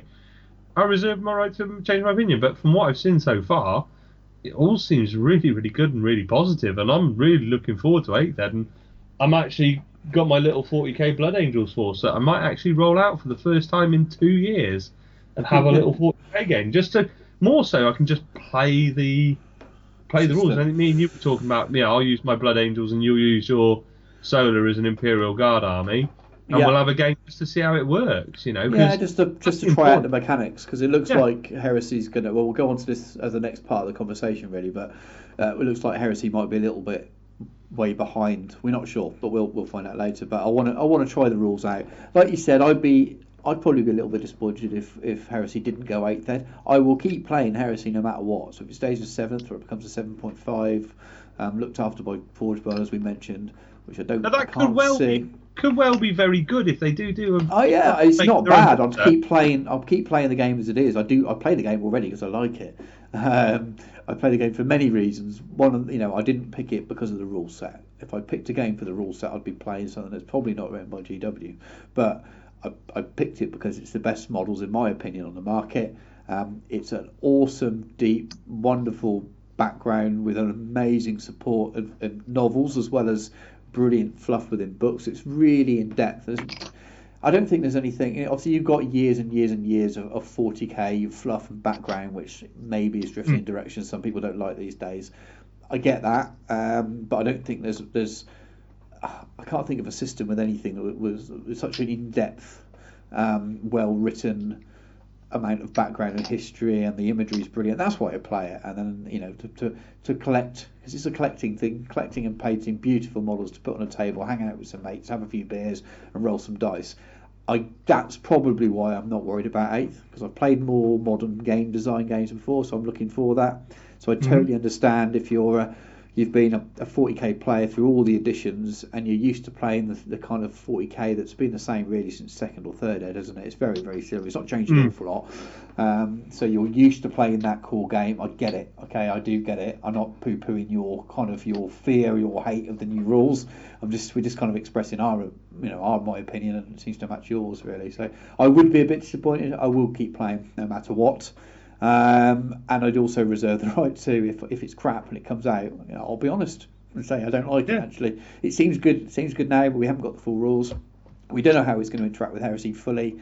It might turn out it's a real shit show, and then it is. We'll be honest and say it, and then we'll do whatever we do accordingly. If it's a shit show and it's completely shit, maybe as a community we'll step up and we'll write 7.5. Yeah, we'll work it out. We'll see what happens, but I'd rather. I mean, lots of people in the community are talking. I don't want to get too deep into this, talking about not using it and sticking with 7th now. I think everyone should just give it a go at least. Let's see what happens. And see what happens. But if the studio if there's an official, if it's officially Forge World Heresy moves over to 8th, then I'd be looking to keep the official thing because I want to keep buying the new publications, not just for the flush for the new rules. I do feel for people, if we get some kind of change of rules in the next few months, to be fair, it's a bit shit that Inferno was so late, and I hope that whatever Forge World do, that they address that well. I think it looks like for 40k that with AOS all the stats were free, weren't they? But it looks like for 40k the stats might not be free. It looks like they're being released in 5 books. Which those books could well be 15, 20 quid each. Yeah, if they follow the AOS thing, the books are a lot cheaper than what we've seen for other books by GW. I think that's the new route they're going now. We don't know what the price. If my 2 new Red Legion books are 30 quid for the pair, I'll be fucking great, crack on. That's fine. That suits me. If they're 50 quid each, I might be a bit. Yeah, I don't think they will. I would like to see Forge World, if they do something within the next 12 months. I'd like to see them bring out some kind of free PDF with the stats for the existing players to play, and then bring those things out as red books or whatever the contingency for that is. Maybe rebalanced. Bring out an FAQ that just says, here it is, play it as it is. Points are exactly the same. Here's just the converted. The converted unit, and then we'll bring out 5 new red books in a couple of months. Where we rebalance the game system, then and we'll do a proper update then. But it becomes a live field test, doesn't it? Did you see the one thing I did notice about the few snippets that have been kicking around? All the Imperial armor books are going to be 8th ed ready. So Forge World have done all of the Imperial armor books. So they've obviously known for a while, haven't they? Otherwise they wouldn't be able to do it. They've obviously known for a while. There's lots of chat always, isn't there, about Forge World being in the dark, not knowing the rules. Well, they wouldn't have been able to do that if they Unless someone from GW Main has updated those Imperial Armour book rules, which is possible, I suppose, but they must have been in the know. But we use Imperial Armour books, things like the Macarius tanks and stuff like that. So there's you might get an inkling of where stuff is there. There's that long-awaited Imperial Armour book that was supposed to be Tau and Mechanicum, bringing all the Mechanicum units into 40k. So whether that might be dropped at the same time, because that's been rumoured for ages, and nobody knows why we haven't seen that book yet. Now maybe they're going to drop that with 8th Ed, and say here's a new book, and that might give all the Mechanicum stats 40k. So again, there may well be differences between the stats for that unit in 30k and 40k, because we've seen the Sisters and the Custodes are very different in 30 and 40k. But there's a basis there, isn't there? There's some work there to go from. If Castellax suddenly goes to 6 wounds from 4 wounds, we might go, all right, shit, Castellax are going to get a bit tougher in this. And it might give us some, give us a sort of reference point to work off. But I mean, the problem is this is all speculation, and I'm not one for sitting here and wish listing, because it's basically me going, I think I'd like this, I guess that, because we've not got any facts to go on really, other than what we've seen from these little releases on the community site. I don't want to get into wish listing too much, but I'm genuinely excited for 8th Ed. Let's talk about what we do know then. So I think there was, for those of you who watched the live FAQ, they mentioned that they were going to talk about heresy and then didn't. And I emailed Forge World Customer Services, politely sort of asked them, I didn't think I'd get an answer and I didn't, but asked them when they were going to announce what was going to happen. Because I think the original, if you've been under a rock somewhere, the original announcement was Heresy will continue to use the 40k rules for now. What did it say, for the foreseeable future, I think was the words they used, which to me, it's vague, but suggests a period of time longer than a couple of weeks. Foreseeable future seems like a longer time. 6 months a year. Yeah, for me, I mean, it's all interpretation, isn't it? But that's what I was led to believe. And then there was announcement the other day by Forge World saying that they will be talking about it at Warhammer Fest. So they will discuss their plans for the future of Heresy at Warhammer Fest, which I thought brilliant. So we've got some kind of we're not going to have to wait wondering watch the 8th Ed launch and watch all the 40k players playing and wonder what the hell's going on. We're going to get some news and we'll know. People on the forums and the group started talking about it's going to be a 7.5 Forge World Heresy Rules Edition, etc. And there's a bit of fun trolling on some of the pages. Freddie might have had something to do with some of that. And it's all good fun as it always is. As the rage goes for the pro 8th Ed people and the pro 7th, and that's we're open to both sides, I suppose. But anyway, that's. So that was the latest we heard until today. And then someone posted up today a picture from the Black Library site. Let me just find it and read it out. So on the Black Library site, buy the Red Books. You can buy the Red Books through Black Library as well as through Forge World. And underneath the read it because bit, there's a bit that says Warhammer 40,000 is being updated soon and will be releasing updated rules for playing games set during the Horus Heresy shortly after. So they're basically saying if you buy this book, the rules are going to be updated soon. So, and it says though the rules in this title won't be compatible with the updated version of Warhammer 40,000 or upcoming Horus Heresy rules, and we'll come back to that in a minute because I'm going to get excited again. All of the great hobby content and background narrative, which obviously loads of that in the Red Book, isn't there? Is valid as ever.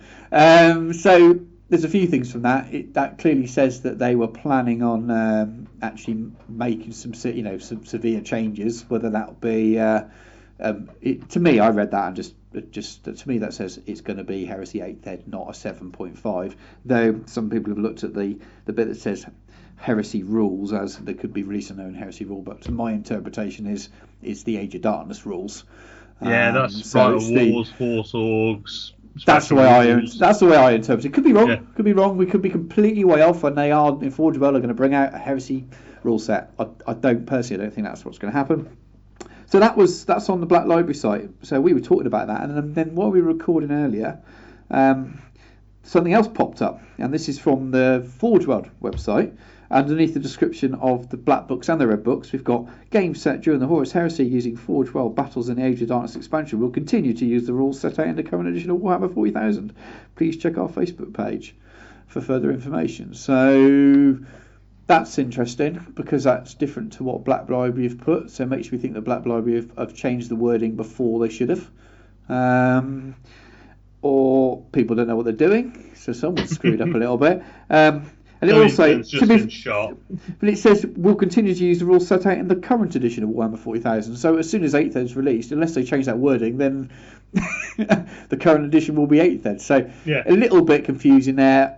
I can't believe that the stuff on the Black Library website was someone just changed on that wording and got it completely wrong. It seems like there is a plan in place. It's the shortly bit on there. I think the updating the rules shortly that interests me, because I think we've talked a lot about this and we just assume that there's such a huge amount of work for Alan and the team to do that we maybe wouldn't see an 8th Ed update to Heresy till the new year, and that's why it said foreseeable future. You think you'd give people time to get people less angry about having just bought Inferno. Give them time to update all the rules, and maybe we'd see a release in January or something and ready for a weekender in February when I'm sure they're still planning to have Book 8 out for. I doubt it's going to happen because they're going to be so late because of all this, but my prediction was Book 8 will be the first true 8th Ed book, and either at the same time or just before it we would see a really big FAQ and maybe a re-release of Red Books stroke PDF if they decided to go down the free route. But that wording of the description on the Black Library page when it says updating shortly after. So Warhammer 40,000 has been updated soon, and we're releasing updated rules for playing games set in the Horus Heresy shortly after. So that says it could be really close after the 8th Ed comes out. Who knows, I think. Basically, I think the short answer is fuck knows what's going on. Let's just keep drinking beer and throwing dice until somebody says, here's a new rule book. Well, we will know. If we don't know beforehand, we will know. I think we will, based on what they said. I'm pretty sure we will know at the weekend. Sorry, weekend at the Warhammer Fest. If they don't give a clear answer at Warhammer Fest, I think there might be valid internet rage. Yeah, I think so. I think that's it's less than a month away. I've got 7 days in France, hoping it's not going to rain and we'll get some sun. Come back and scramble around desperately trying to paint another Golden Eman tree and get it done in time. But hopefully in about sort of 3 weeks' time, just over 3 weeks' time, we will know what the future is. Definitely by the time we next record a full show, I imagine. I don't think we'll get one in before. We might do, actually. We might get one towards the end of October. Yeah, I think we were planning on getting one in before. We'll see how the time goes. But I think we'll all know soon. It'd be interesting to chat on our page about it. Luckily, we haven't. Ours is one of the few pages that hasn't devolved into mass arguments between Pro 7 and Pro 8th Ed.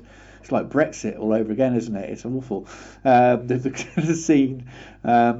Arguing over something. Trump, Brexit, 8th Ed. Jesus Christ! Somebody pissed on somebody one. It's for the internet rate. It's been interesting. Yeah, I don't know. I think we've gone round in circles there a little bit. I think we're both the short answer is in 8. Neither of us really know. No one really fucking knows what's going on. We want to know what's going on, but 8th Ed looks quite cool at the moment. We think it does, and if you're pro 7th, we get it. Please give 8th a go. I like playing 7th. I like the game I play. I don't want rid of 7th. I don't think 7th is fucking terrible. I play it week in, week out. It's good. I enjoy playing it. I'm just looking forward to something different. 8th looks like cool changes. It looks like it. Again, the loaded dice guys, they talk about. There is a big difference between streamlining and simplification, and I don't feel the game is being simplified. It definitely feels like it's being streamlined, to make the game play better and quicker. I mean, 2.5 hours for a game requires a lot of commitment in time and effort. 2 hours a game, it's not too bad. I mean, from an EO point of view, if the games can be trimmed down and played better, played more efficiently, great, fantastic. we can do more stuff narratively. We can add extra stuff in when we've got more time. Trying to fit 3 2.5 hour games into a day with time between them to get organised, food for people, not rushing people, it makes it a bloody long day. Yeah, definitely. You're talking the difference between 6 and 7.5 hours. It's an hour and a half's difference, but just trimming half an hour off each game. So it makes it a big difference to the game. But yeah, 8th ed, I'm genuinely positive for. Yeah, I'm looking forward to finding out so that we can at least we know and we can move on. Whether that's some people deciding to quit, which would be really sad, but I don't think there's any need for that. From my perspective, anyway, I play it for beer and pretzels. If you love the 7th ed rules, and keep playing 7th ed, and hopefully there's enough of a scene for that. There's nothing to stop you keep playing 7th ed. Problem you'll get is when they drop a new unit. Yeah. They drop a new unit with new and the rules are in 8th ed format. You'll go, oh, I can't use that now. You're clinging onto a format never really works. I'm sure there were a fuck ton of people who had Betamax and thought VHS was a fucking sin and still kept their Betamaxes for years, and now I've fucking and I've really aged myself there. I was going to say that, and now they're both obsolete, Tom. Yeah, fuck me. The wife bought a DVD. She bought Rogue One on DVD, and she said to me, "I'm going to put it on." I went to put it on. I said, "What the fuck you bought a DVD for?" She went, "Well, because we were going to France." She was like, "There was a DVD player in the place in France. I thought I'd take it with us to watch it." I was like, "Yeah, but now we've got a DVD, so it plays on the PlayStation." I was like, "Yeah, but it's not Blu-ray, is it?" She was like, "Oh." There's certain films that if it's a film that will has good special effects, I won't buy on standard definition. Yeah. It really annoys me. Sky, this is going to bore people. Sky TV in the UK has got this lovely thing where you can buy a rent and buy. So you pay $13.99 and you get to rent the film, so stream it that night, and then they send you a DVD. I've never done it because they don't send you a Blu-ray; they only send you standard definition DVD. Yeah, so I've become an HD snob now. So I mean, I had a copy. I had a Blu-ray copy on my computer, so we streamed it to the telly and watched the Blu-ray instead. And it was just like, but yeah, I mean, things go obsolete. Shit, yeah. I mean, I remember going out and buying a load of my favourite films on DVD because the VHSs were obsolete. And now I've got all these DVDs and I don't watch them because they're not Blu-ray. I don't have CDs anymore. It's all digital. Oh, I've gone all digital. But now what about mini disc? You remember mini disc? I love my mini disc player. It was just shit. I fucking loved it. Problem is, I didn't have a proper thing to record it off. I had an optical line in. Yeah, I had one of those. Yeah. Record it. I had to record it in real time. Yeah. But luckily, I didn't have to have the sound on. So if I wanted to copy an album from CD to mini disc, I'd have to set it up on my mum's stereo. And like you used to do with tape, like you used to record on your cassette tape. I used to have to play the entire album onto the mini disc to record it. That's why it wasn't a problem back then. It wasn't a problem because mini disc took over from tape, didn't it? Really. So people were already used to recording from to tape anyway. Anyway, we've really gone off on a tangent that people born after 1996 haven't got a fucking clue what we're on about. So and for you older people, tapes replace vinyls. I'm gonna get shit for that as well, aren't I? Anyway, I think we don't want to delve too much into 8th ed because we don't know a lot. So we'll leave it at that. That's our hopes and fears. We'll talk more about it as and when we know what's going on and stuff. But yeah, I think that we'll roll out of there. Is there anything else you wanted to chuck in, Stu, before we move on? No. I think we've had a really long intro ramble to a supposedly shorter show, and we don't even know how long we're going to chat to Matt yet tomorrow. So yeah, let's wrap it up there then. After these messages, you'll be back with your chat with Mr. Matt Marlow. There we go. Do the radio bit. See you in a bit, guys. Hi. Just wanted to add a little something to the 8th ed chat. So after we finish recording our 8th ed chat and finish recording with Matt Marlow, which is coming up after this next break, we had a little bit of extra news from Forge World around 8th ed and its uses. So what actually happened was I sent an email to them not long after the live FAQ. We know that the guys from So Pete Foley and that's Andy Smiley, I think. I think there was a question asked about heresy.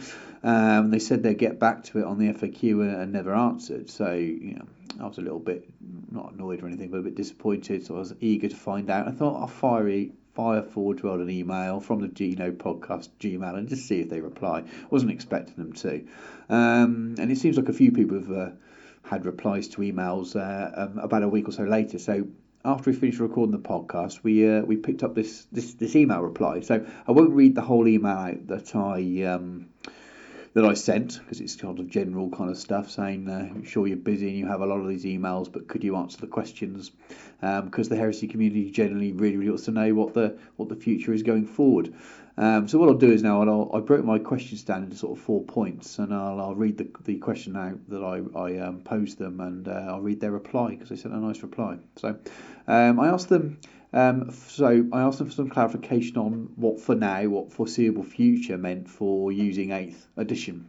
And I said that, we understand that there's been no release date for 8th, so it's very hard for them to give us a time scale.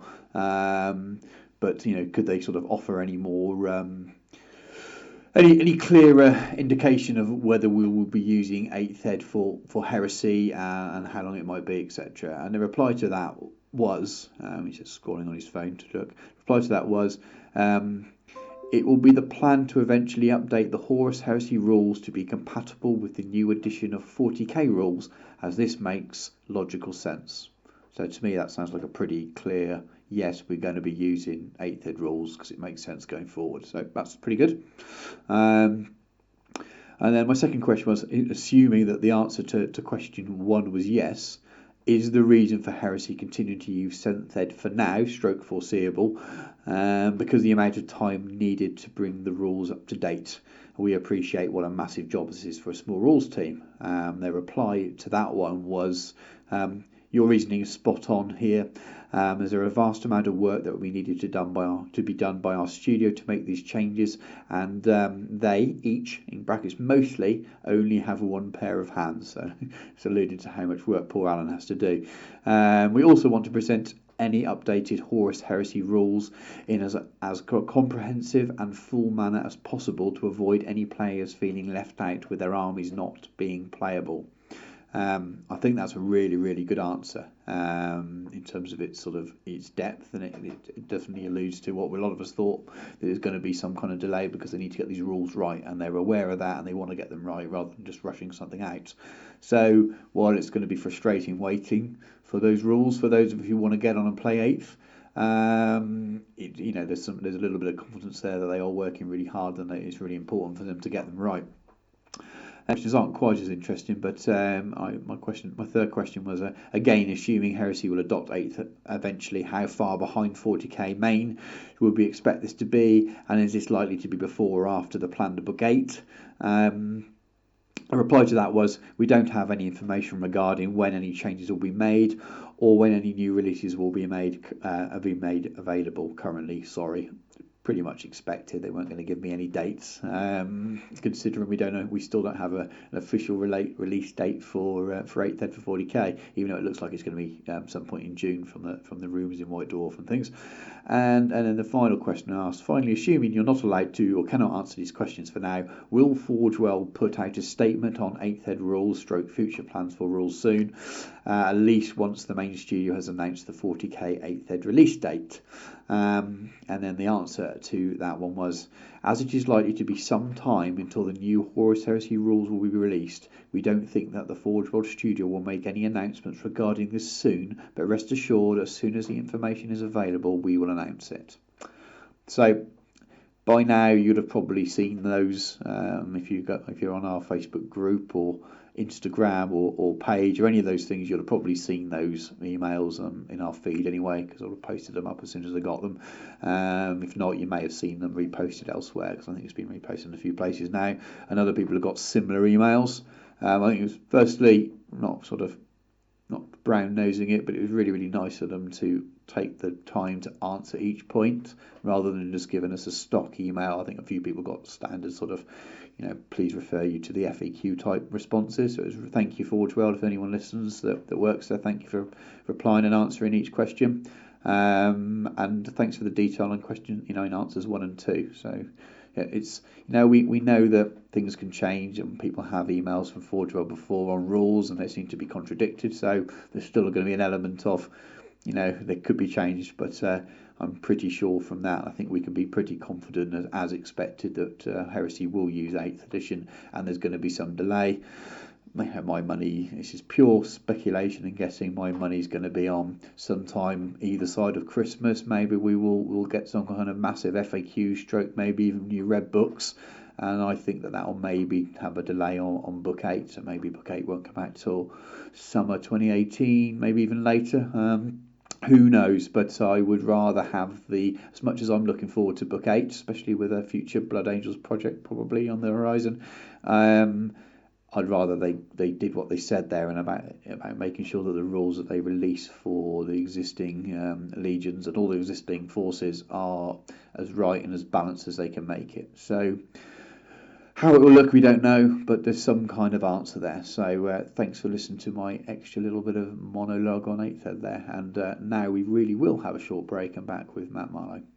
G52 is sponsored by Incom Gaming, the new centre for tabletop wargaming in Gloucestershire. Visit incomgaming.co.uk for great savings on pre-orders and all your hobby needs. We stock many gaming systems and hobby accessories and can ship to anywhere in the UK. Incom Gaming is the only UK stockists of the market-leading gaming mats from GameMats.eu. Visit the store and check out how to turn your tabletop into a battlefield. Incom Gaming is based in the centre of Cheltenham and offers tables and scenery for casual and organised play with a fully licensed bar. Check out our events page for upcoming events where everyone is welcome.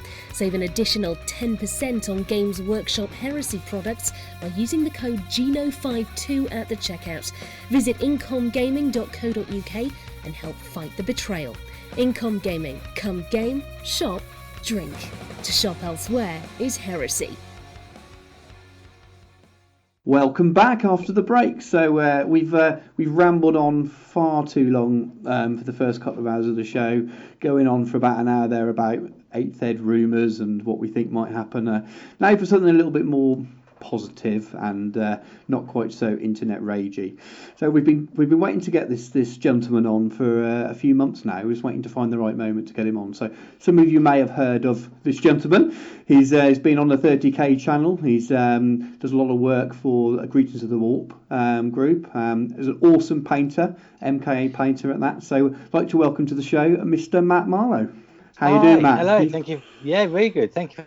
I'm glad to have you on. So as usual for our guests, we're going to give you a few minutes to give yourself a bit of a introduction. So tell the listeners a little bit about your hobby background and what games you play. It doesn't have to stick just to Heresy, but sort of tell us a bit about you as a hobbyist. Cool, thank you. I discovered GW in around 2001, 2002. I was at university. I was a graphic design student in Leeds, and I remember going into Leeds GW. It was just on the corner by the Corn Exchange, and I remember seeing what is now a dreadnought, an ultramarine dreadnought. But back then, I didn't know what it was. It was the most wonderful thing in the world. It was huge. It was dynamic. It was, it's just 2001. It was just nuts. It was bonkers. Best thing I've ever seen. So finished university and got into World War II wargaming. Love World War II. It's my passion. Know lots about German tanks and so on. And then through there, since then, I've been playing GW for best part of 16, 17 years. Old school fantasy, 40k, that's my roots. Heresy, obviously, for the last 3 years. Got Mechanicum, got Iron Hands. Come and gone with a lot of armies in 40k. Still play X-Wing. Still got a massive bolt action 28mm World War II winter German grenadier kind of army. So kind of like multi kind of hobby system type gamer, but I love 40k. It's my passion. Love Heresy because obviously it's pre 40k. And I'm learning a bit of AOS as well. I've got a bit of Khorne going on, a Khorne Bloodbound and Demon army. And I love my demons in 40k, so that kind of fits AOS as well. Had like a Zinch flying circus. So yeah, I'm a bit of an all-rounder, but I love GW, I've got to say. A bit of a fanboy. You're the apologist for them. Yeah, I'll defend them. Yeah, they're crap at times, and they're great a lot of the time. But yeah, I'm a GW fanboy, got to say. Yeah, no, that's cool. That's cool. I mean, you are diverse with a bit of X-Wing and stuff. I do like a bit of X-Wing myself, and I know quite a few guys at our club play bolt action, and I've stayed away from it just because it's another thing that will destroy my wallet if I start. It will. You It know. will, absolutely. I bought stuff and sold it before I built it, just because it was sitting there waiting to be played. When I used to play far too many systems and didn't really focus on anything too much. And I had a big clear out about 18 months ago, not long before I decided to sort of focus on Heresy, and it's been much better. Focusing on Heresy. I still have a few little bits for other systems, but I think I've reduced it down to sort of one Malifaux crew should I fancy playing the game, and cleared everything else out, and sold all my War Machine stuff off and focusing on the one thing. But well, a little bit of SPG stuff that Tom and I still haven't played, but I've been there, Matt. I know what it's like to play all those different systems and see yourself as a multi-gamer. The amount of stuff you seem to pump out and be involved in is impressive, because I've struggled to find the time just for one. So a bit of a late bloomer in gaming then. So you say you was it 2001 when you were at university? Yeah.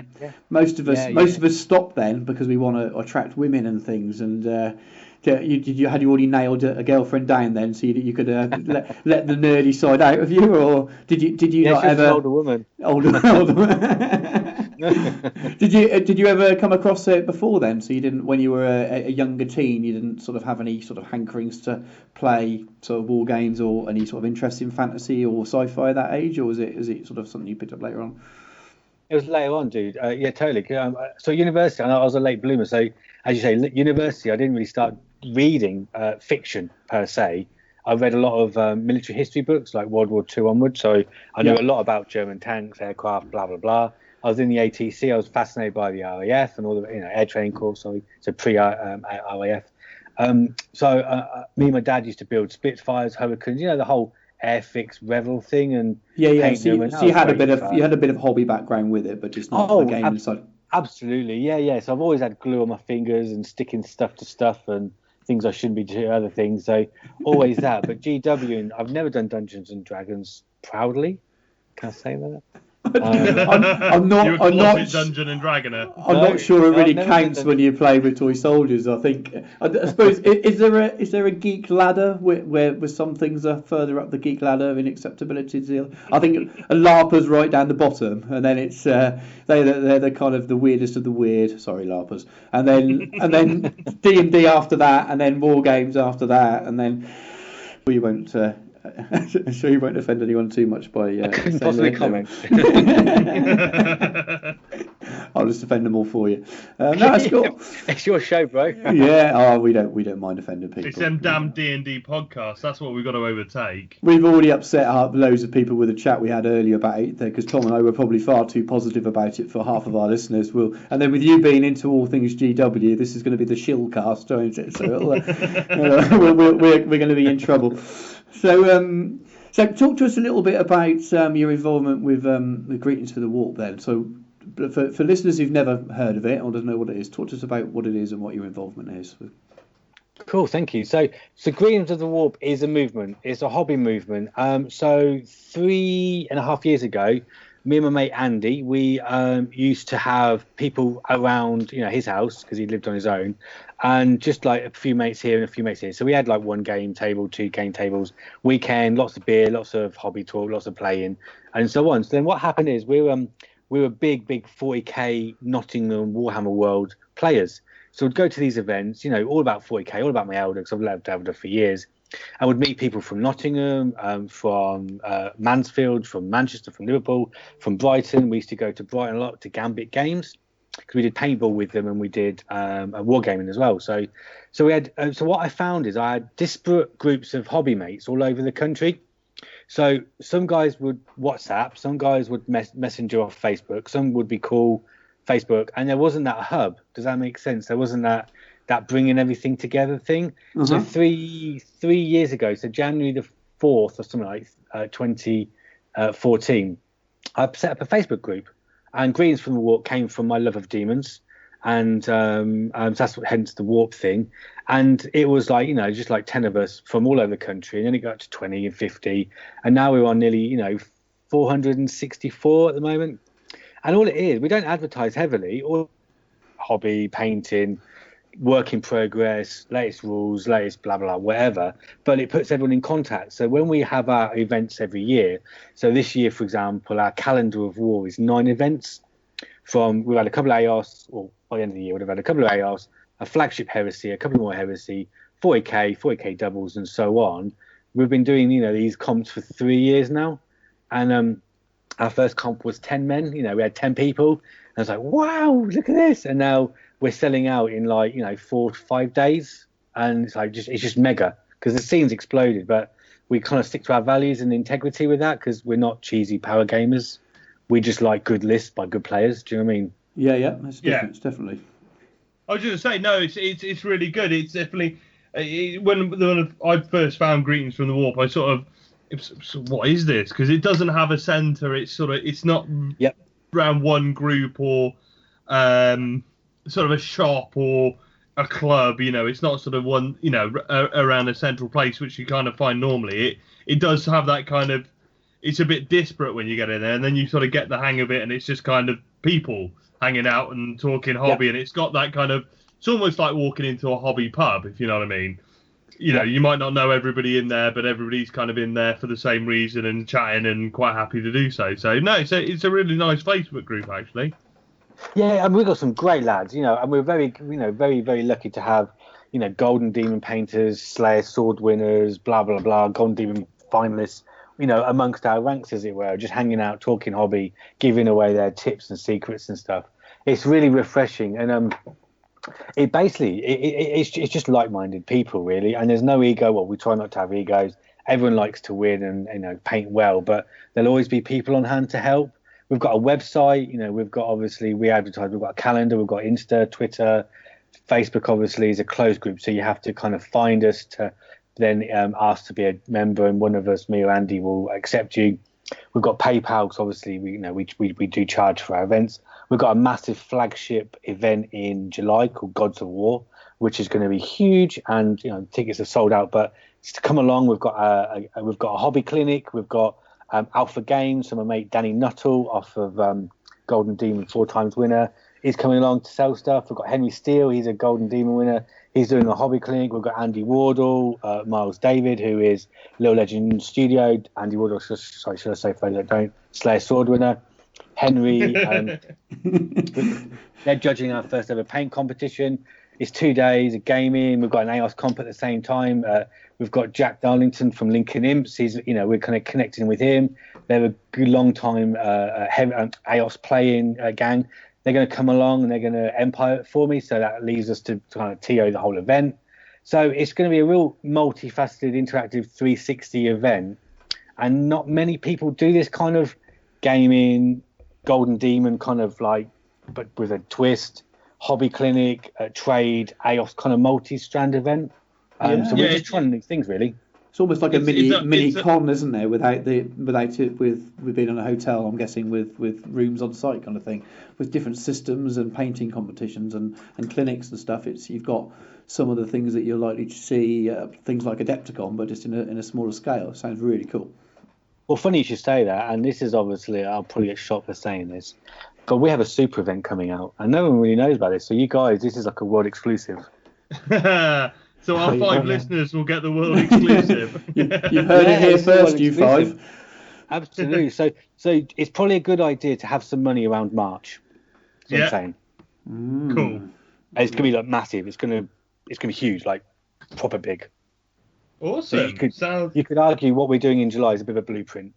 Right. Yeah, this is kind of a tester event. Excellent. Kind of thing, yeah. So that's what I'm saying. Cool. That's what I get you started. Nice. Well, I managed to somehow wangle another weekend pass from the wife and actually got myself a Gods of War ticket. So I'm hoping, I will be coming up to this event in July. I'm looking forward to it. It should be a good weekend. I mean, I've got to stay with your bitch. So, it's. I don't get any weekend tickets. I think weekend passes. I think I've got 2 all year. So I will definitely make sure that I save one of my 2 for next year for March, because that sounds like something I don't want to miss. even though I don't know what it is. But it sounds like Imagine. I've got an idea. I can read between the lines. I think we cool. can see where you're going to take it from here. We can see where the theory goes. Well, when you're allowed to announce it, make sure you let us know, and you can come back on and do an official announce and a big pimp for it, because it sounds like it'd be something that we'd like to help you get the word out there. Thank you. We're going to announce it at Gods of War. That'll be the full info. Awesome. So, cool. Well, I'll do what I normally do, and I'll probably have my recording kit with me when I come up. So if we don't get too hammered over the weekend, maybe we can get you to sit down and we'll have a catch up while we're there. There's some time. Fantastic, because we've got Brains along as well. So David Brains, obviously our 30K channel partner. So that'd be fantastic. He's going to be covering the event, doing various interviews and debriefs and questioning around the paint comp, the games and stuff. So he's going to cover it from a YouTube point of view. So obviously a great triangle between us, David, and yourselves as well, just to make sure we kind of get the message out. Yeah, most definitely. We'll definitely, we'll catch up when we're up there and we'll have a chat. I mean, it'd be nice to see David again and have a chat with him. I haven't seen him since Gibraltar because he unfortunately couldn't make Escalation. That was it. Unfortunately, couldn't get down there. So that'd be awesome. Yeah. We'll catch up and we'll make sure. And as per usual, I mean, Matt, Matt posts all his events and stuff in our Facebook group and stuff as well. So if you're in there, you'll get the information in there as well. Thank you. Because it'd be great to have, obviously, partner with David is massive, because obviously David does put out really high quality battle reports. Well, all that sounds awesome. I'm really looking forward to hearing about your those new events coming up. So talk to us as we're a heresy cast, just about most of the time. Talk to us a little bit about your heresy gaming and what armies you play and what sort of things you've been doing recently for your own heresy gaming, rather than sort of the wider spectrum of your hobby. Cool. So I'm probably mainly known for my Iron Hands, and being, as you said earlier on, I did a MKA a while ago, so I've got quite a different take on Iron Hands. So like you've got, for example, like some really talented painters like Paul Busfield, who has a really, really good like a metal grey, metal black.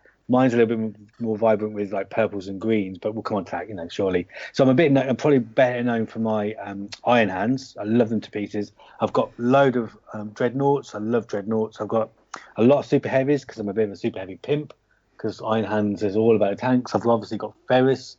I've got some bikes and outriders. That's quite an unusual, because toughness 5 bikes with a -1 against them to shoot. Who wouldn't like that? Because that's just fluffy, right? Because Iron Hands don't like fast stuff, but it's powerful.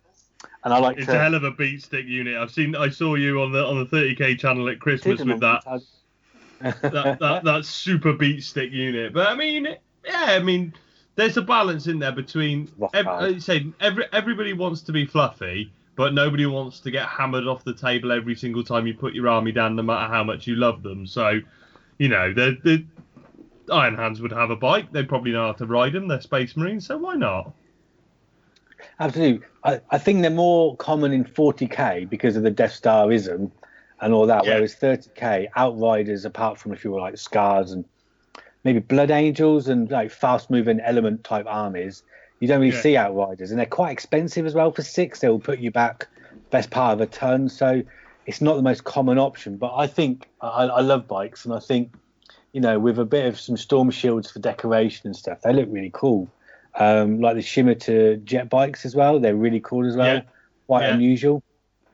So I've got a bit of everything really. I don't seem to have. I've got a lot of gaps though. I mean, I've got no small to medium tanks because I sold some. I didn't replace them. So that was great thinking on my behalf. I got distracted with other stuff in life, and I don't really have any Terminators or combat units apart from Dreads. So that's a really effective choice of armies as well. So I tend to play with a couple of big super heavies because literally that's all I've got. So you would have seen me at probably comps with Stormblade and a Fellblade. So I apologise if I've kind of you've been next to you or whatever, but I love a super heavy. Gotta say.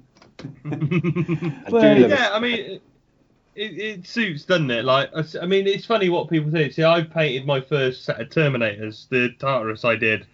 About a month or so ago. It's the first set of Terminators I've had in 4 years. So, because I just don't like. They've never done it for me, Terminators. And I played 2 games with them of ZM, and they died in the first turn of both games of ZM. So I'm like, well, they were fucking useless, weren't they? So yeah, it's funny what attracts you, doesn't it? See that? Yeah, Terminators don't do it for me really. I do like a super heavy tank, but I'm not a massive fan of them. So it is funny, isn't it? What it doesn't. It's not always, what appeals to your army. There's a certain selection of, well, I like this army, but I also like these types of units. Absolutely. So I went out and bought a Stormblade first and did it with the plasma, a plasma blast gun. I'm like, oh my gosh, the Baneblade, chassis is amazing. Went out and bought a Fellblade, because why wouldn't you want a Fellblade? Because they're beautiful. Managed to get a glaive for Christmas presents. That's all made in kind of yellow, and I know it sounds weird, but we'll come on to yellow in a minute. So that's all ready to go, and I've got a Stormlord in a box ready to make as well. And it's like, I just love super heavies. I've got a Reaver in a box, and I've got a Warhound made, so I like big stuff. And that's such an important part of the hobby, isn't it? It's the collecting and building and painting side of it. It's not just about, well, I've got that slot filled for my army, I need to buy something else. Primarily you should be buying stuff that you're happy, you enjoy building and painting. And it's not like you can play them all at the same time anyway, so it doesn't make you necessarily cheesy for owning them all, because you can't run all 10 of them, or it sounds like you've got in one go. So I wouldn't if I could, though. Well, I'm sure a super game could be arranged at some point, and then you can get them. We're allowing Leviathan Force Org at Tarsus, so if you want to bring 3 super heavy tanks with you for your 2.5 list, and I'm going to follow the advice it does say on the list, and probably bring another 2.5 list as well, but I'm sure somebody would take 3 super heavy tanks. I know one buddy who'd probably have a good crack at it, so you could bring 3 if you want. It's that War Machine detachment, isn't it, where you put 2 as a oneer? Points, so you could have effectively 4 or 6 or whatever. So you could, if you took I wonder how many Macariuses you could get into a Leviathan Force Org at 3k using a War Machine detachment for 2 each. I reckon. So about 385 each, 425 each, depending what you got, what turret. Yeah, so you could get 5 or 6 in, I reckon. Oh, that'd be rock hard. That'd be hilarious. Give 5 Macarius tanks. Come on then. Because you take the plasma blast one, you take 2 with the mega bolters, and you start right mega bolters to hose down your infantry and plasma blasts to just take out tanks. But you say that if you were playing Istvan and you're playing Iron Hands at Istvan, they did deploy all their super heavy tanks out and stuff. Those epic battles. I mean, I was just listening to the first battle in Vengeful Spirit, the first battle on Moloch, and they talk about a squadron of not Stormhammers. What's the Fellblade, the Baneblade chassis with the volcano cannon on it? Shadow Sword.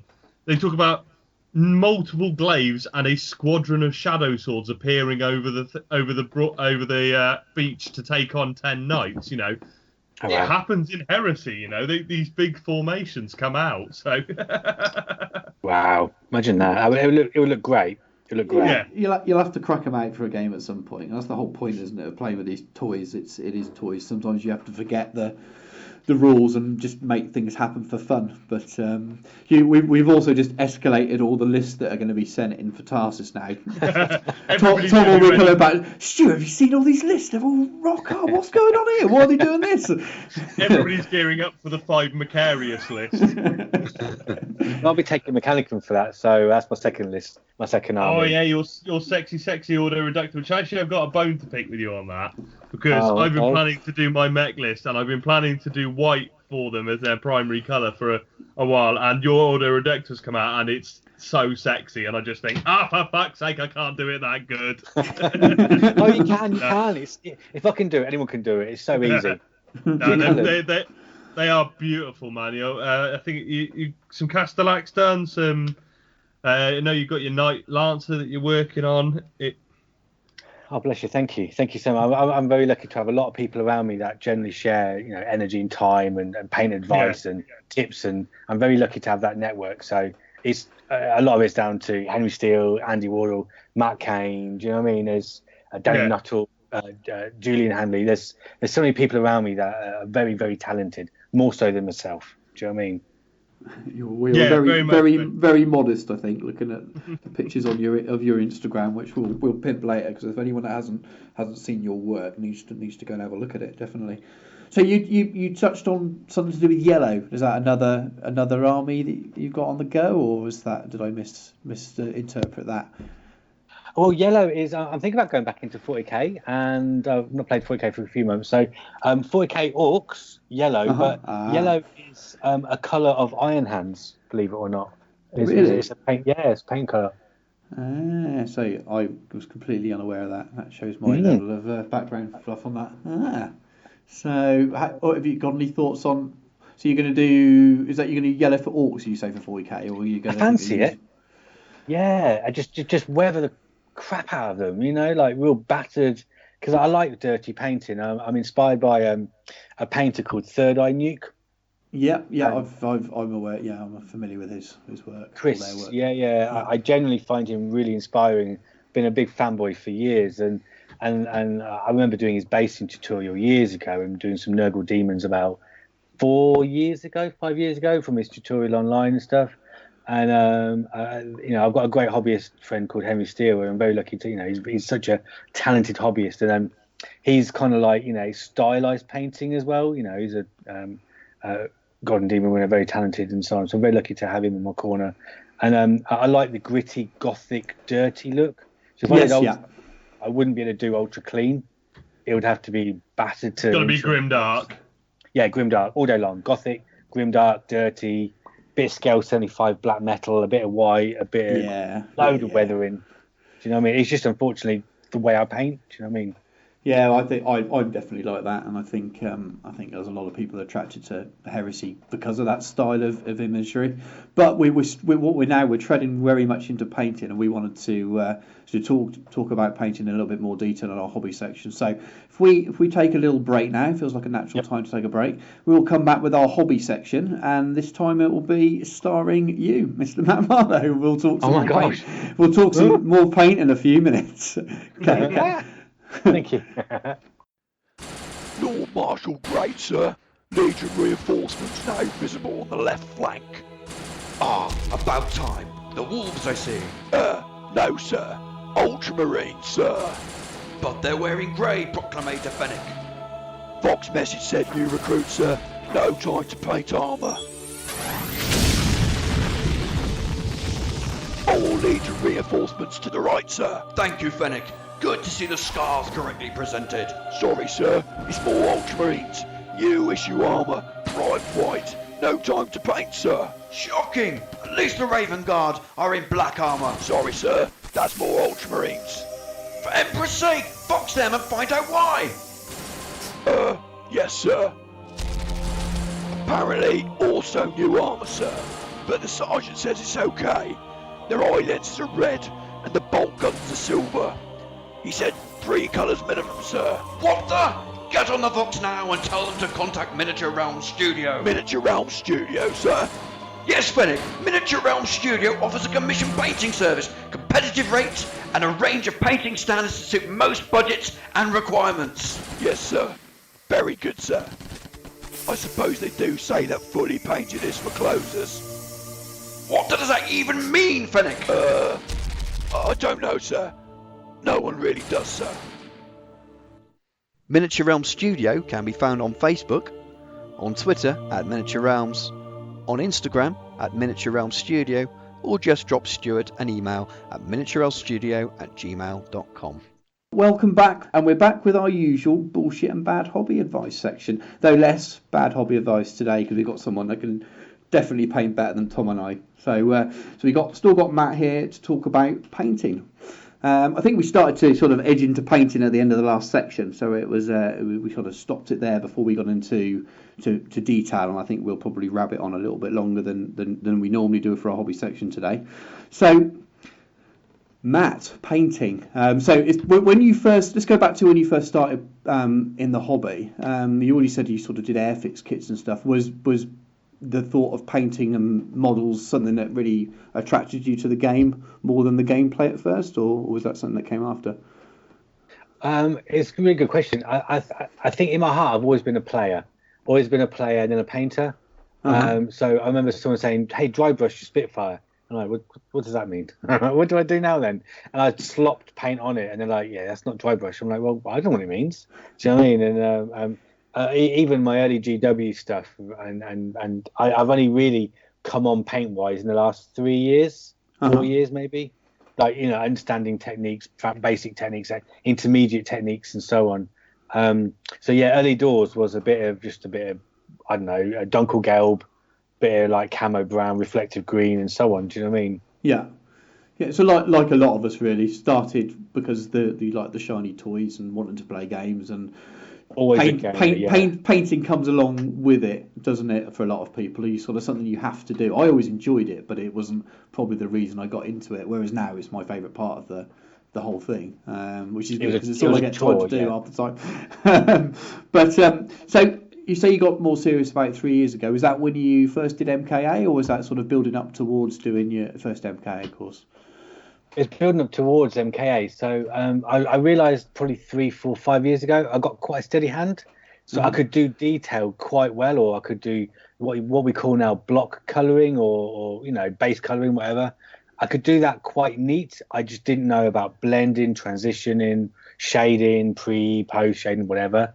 But I could just do it quite neat. Do you know what I mean? So it was very much one colour, but it was quite neat. If that makes sense. Yeah, I know what you mean. So you've got the basic talent there, an eye for it. So it's about learning the techniques that makes it stand out. Absolutely, yeah. Because I've always been a gamer. I was always a gamer, always will be a gamer. But the paint thing started when really I had it was a summer 2 years ago, so summer 2015, and I did my Elder Army, and I did like a turquoise Elder Army that. I was very, very, very fortunate, very lucky to have. I got a Best Army nomination at one of the 40k Warhammer World events. So I got a certificate and photo and all that. So I was blown away because I didn't actually enter it because I didn't think it was good enough. And I put a Fallout Hobbit stencil on all my left fins of my Falcons, Wave Serpents, Lynx, Hornets. Because I'm a gamer, so I like good units like Lynxes and Hornets, and I made the crucial mistake of sponging lead belcher on to represent battle damage. So whilst the browns and the blacks were real, the lead belcher was probably not, because as we all know, our boats are wraithbone, which is probably an ivory cream colour, not metal. So that was a faux pas. I didn't realise until about a year later. And oh shit! Oh no! No. But if it looked good, that's what matters really. I'm sure it depends how many neckbeards came up to you with their lisp and their dribble and told you that actually I think you'll find that as long as it looks cool, I don't think it really matters. I mean, we all put rust. Well, a lot of us put rust on our ceramite, don't we? And technically, does that rust even? So you can kind of overly worry about those things. I think the rule of cool in terms of what it looks like first. But you're clearly a perfectionist, and you did wrong in your own eyes there. So talk to us about. I'll tell you what we'll do. So people should follow on.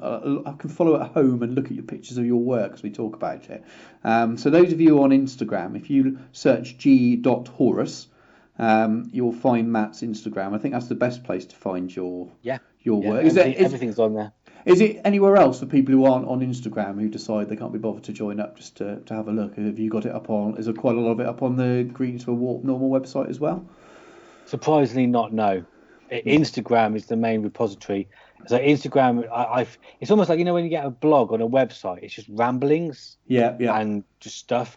I find Instagram's my ramblings, so I don't know, I won't sleep because I've got a paint scheme in my head, got to get it out, and I'll just post it on Insta, whereas I won't post it around the internet, Facebook.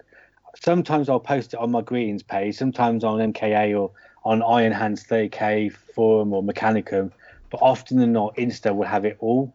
Nowhere else has so much. Has everything on it. Yeah, that makes total sense. So listeners, have a look now, because it'd be worth you having a little look at what we're talking about as we do, because it's really, really awesome stuff. I found out with Instagram, to be honest with you, I didn't really use it up until a couple of years ago. I definitely didn't use it for normal life, so to speak. I didn't want to why would I want to put a picture up on the internet of me for my lunch or my son or my wife or something? That's that's generally stuff you keep to yourself. But I found a use for it, and it's definitely the best place to go and look at painted models. I think you get far more on there than you do on Twitter or Facebook, etc. So it's definitely worth joining up if you're a listener and you're interested in painted models. Join up and even just follow people and look at other people's work.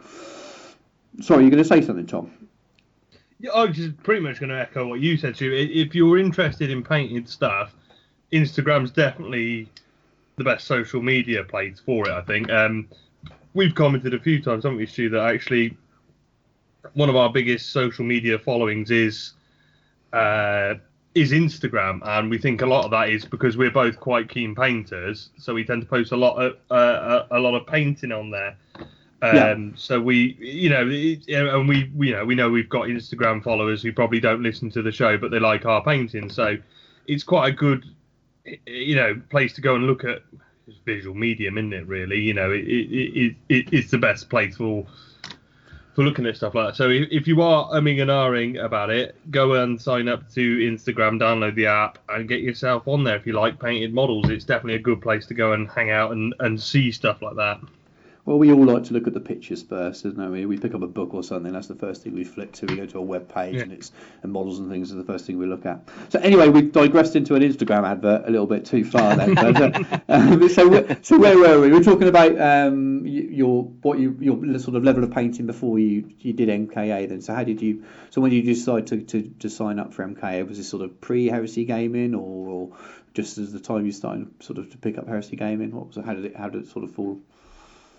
It was probably just as I found Iron Hands. I was doing my Elder. I did some red Siam Hand Elder around Easter 2015, and then I moved into turquoise blue Yggdrasil or Yggdrasil, whatever, Elder around summer. So I had a week off, did summer.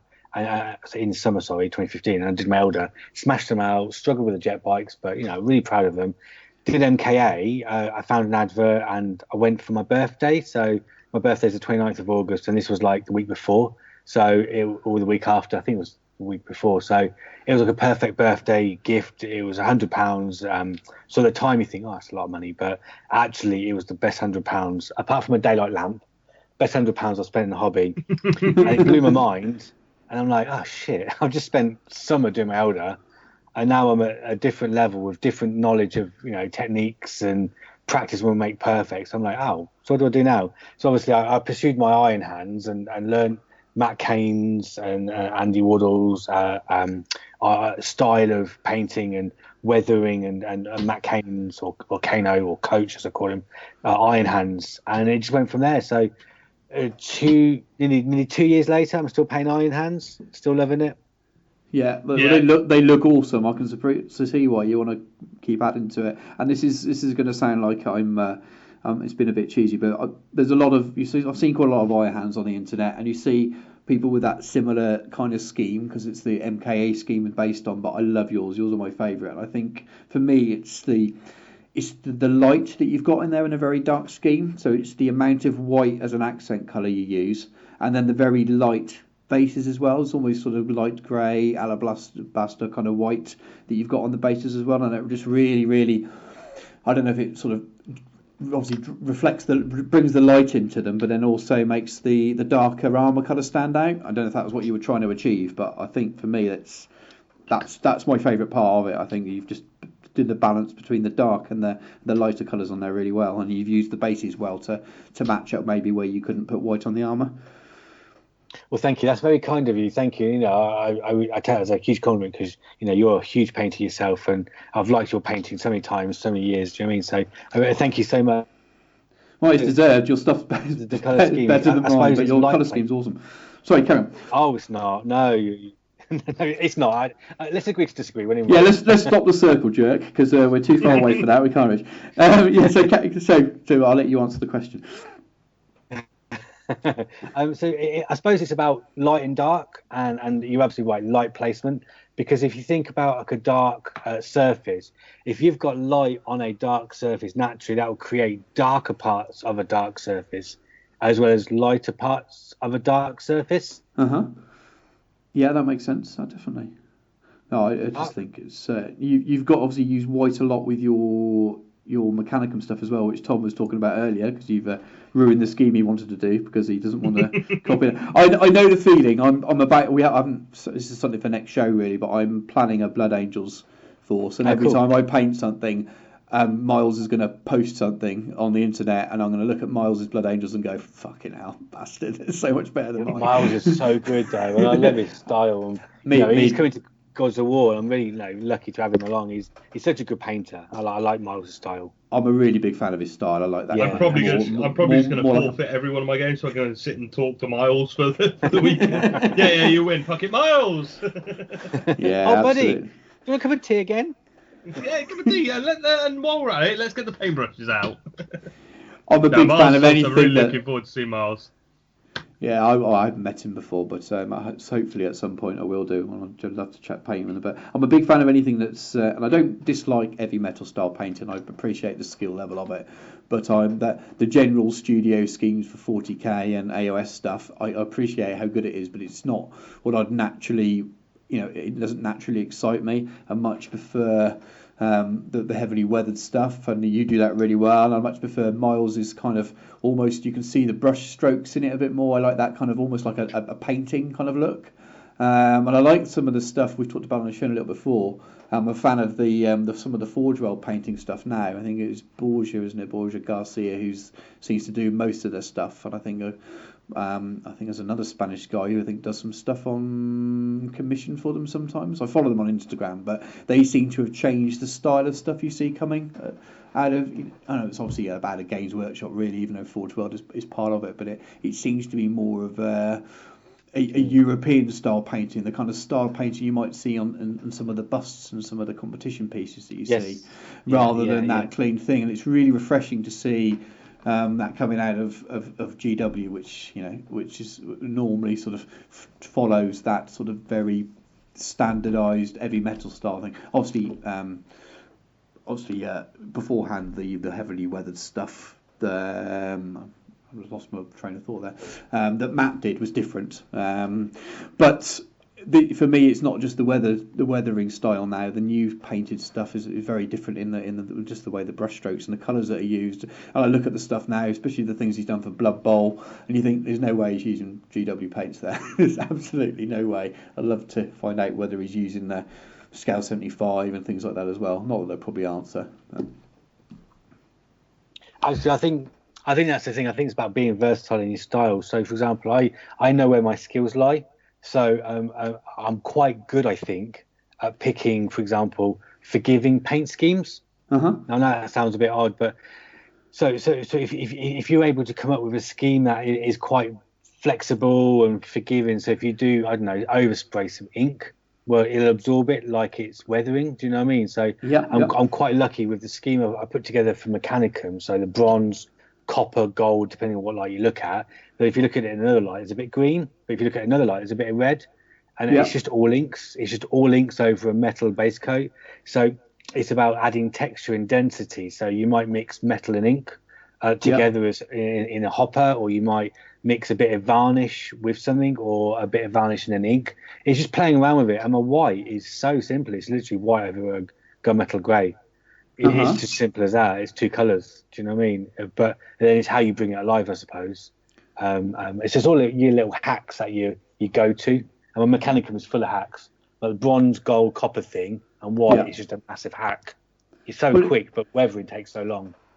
Well, that's the thing. Your white is really nice and smooth, but you've created yourself a canvas there to really bring the life to it with the weathering that goes over the top. And I think that's I quite like painting white. I've never had lots of people will say they don't like painting white, they don't like painting yellow. They're the kind of the favourites that people shout out as things they don't like. I hate painting blue. That's probably my least favourite colour to paint. Yeah, and it's I can do it, but you've had no practice at all painting blue, Tom. I wouldn't know where you got that idea. Never painted blue at all.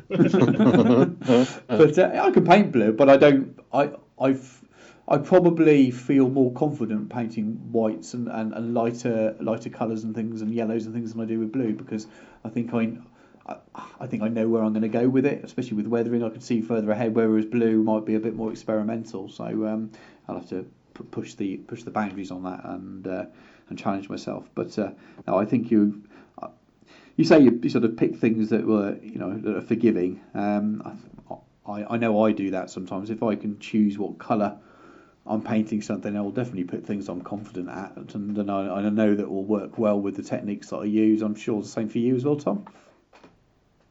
Yeah. I tend to I paint everything blue because Blue. I can do that. No, yeah, there's techniques I prefer, and we talk about it quite a bit actually, because there's definitely ways you do things and ways I do things that are different. Yeah. But we get the same result, but it's just the way we're comfortable doing it, isn't it? So yeah, I'll look at something and go, I painted that colour because I can do that. Yeah, maybe we all do it, I think, at times, especially if it's something you want to do your best with and want to impress with, and you think, well, you go to your comfort zone, don't you?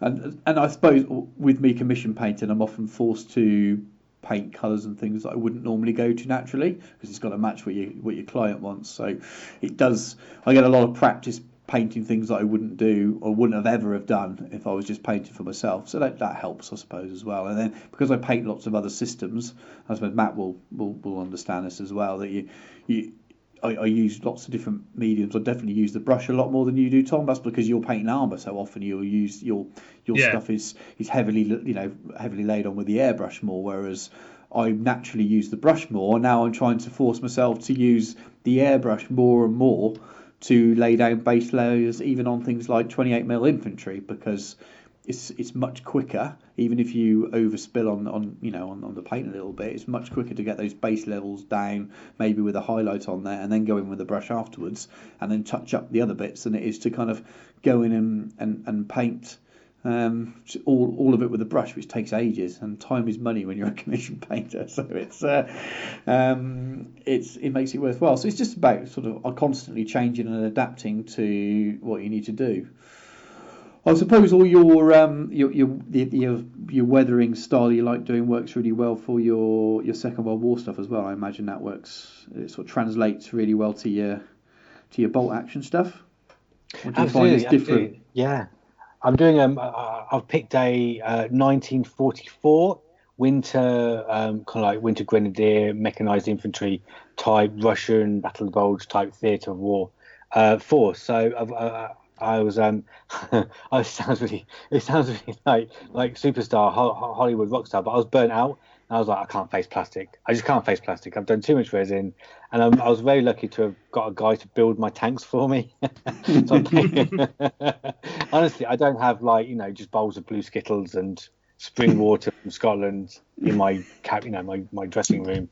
I had nothing like that. I was just thoroughly built. It's burnt out. So he did all that, and I'm like, yes, I'm going to do this. And it's all sitting on my shelf because it's like, oh. So I've done some testers, and they're on my Instagram page. So I've done 3 Hanamags SD KFZ 251s, and they're all right, but I've made mistakes on them, and that's why testers are there for, because you make mistakes and you learn and you get better and so on. They're a bit too dense. I use my white too much. And I've got I'm talking to a guy actually in Sweden called Peter Motas, and he's so talented. He's sponsored by AK Interactive. He's brilliant. And he's given me some tips. He's given me a great white. So basically, it's just an AK Interactive white.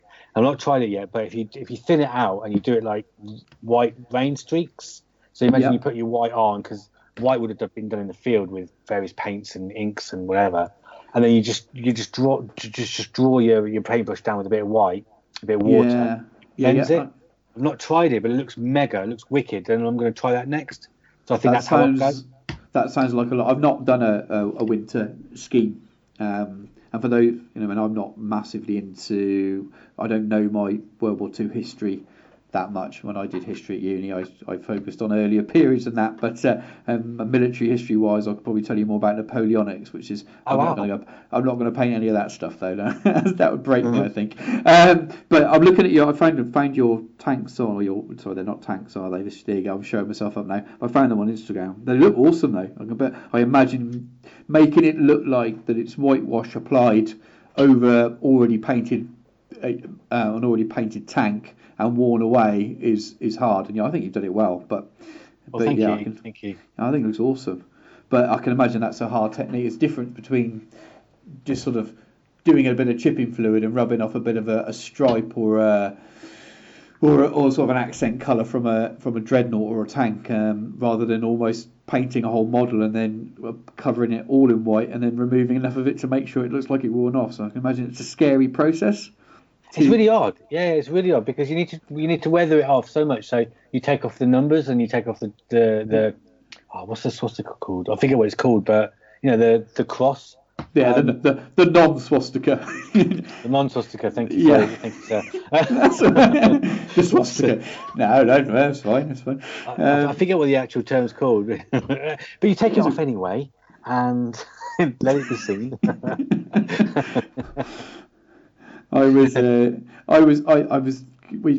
chat on Facebook loads between us. When I was talking about building my solar auxilium, I was always referring to them as the SA, which is obviously yeah. And then you think, I think it was Chris from the Rangarian Heresy said, do you know what that stands for? I was like, oh yeah.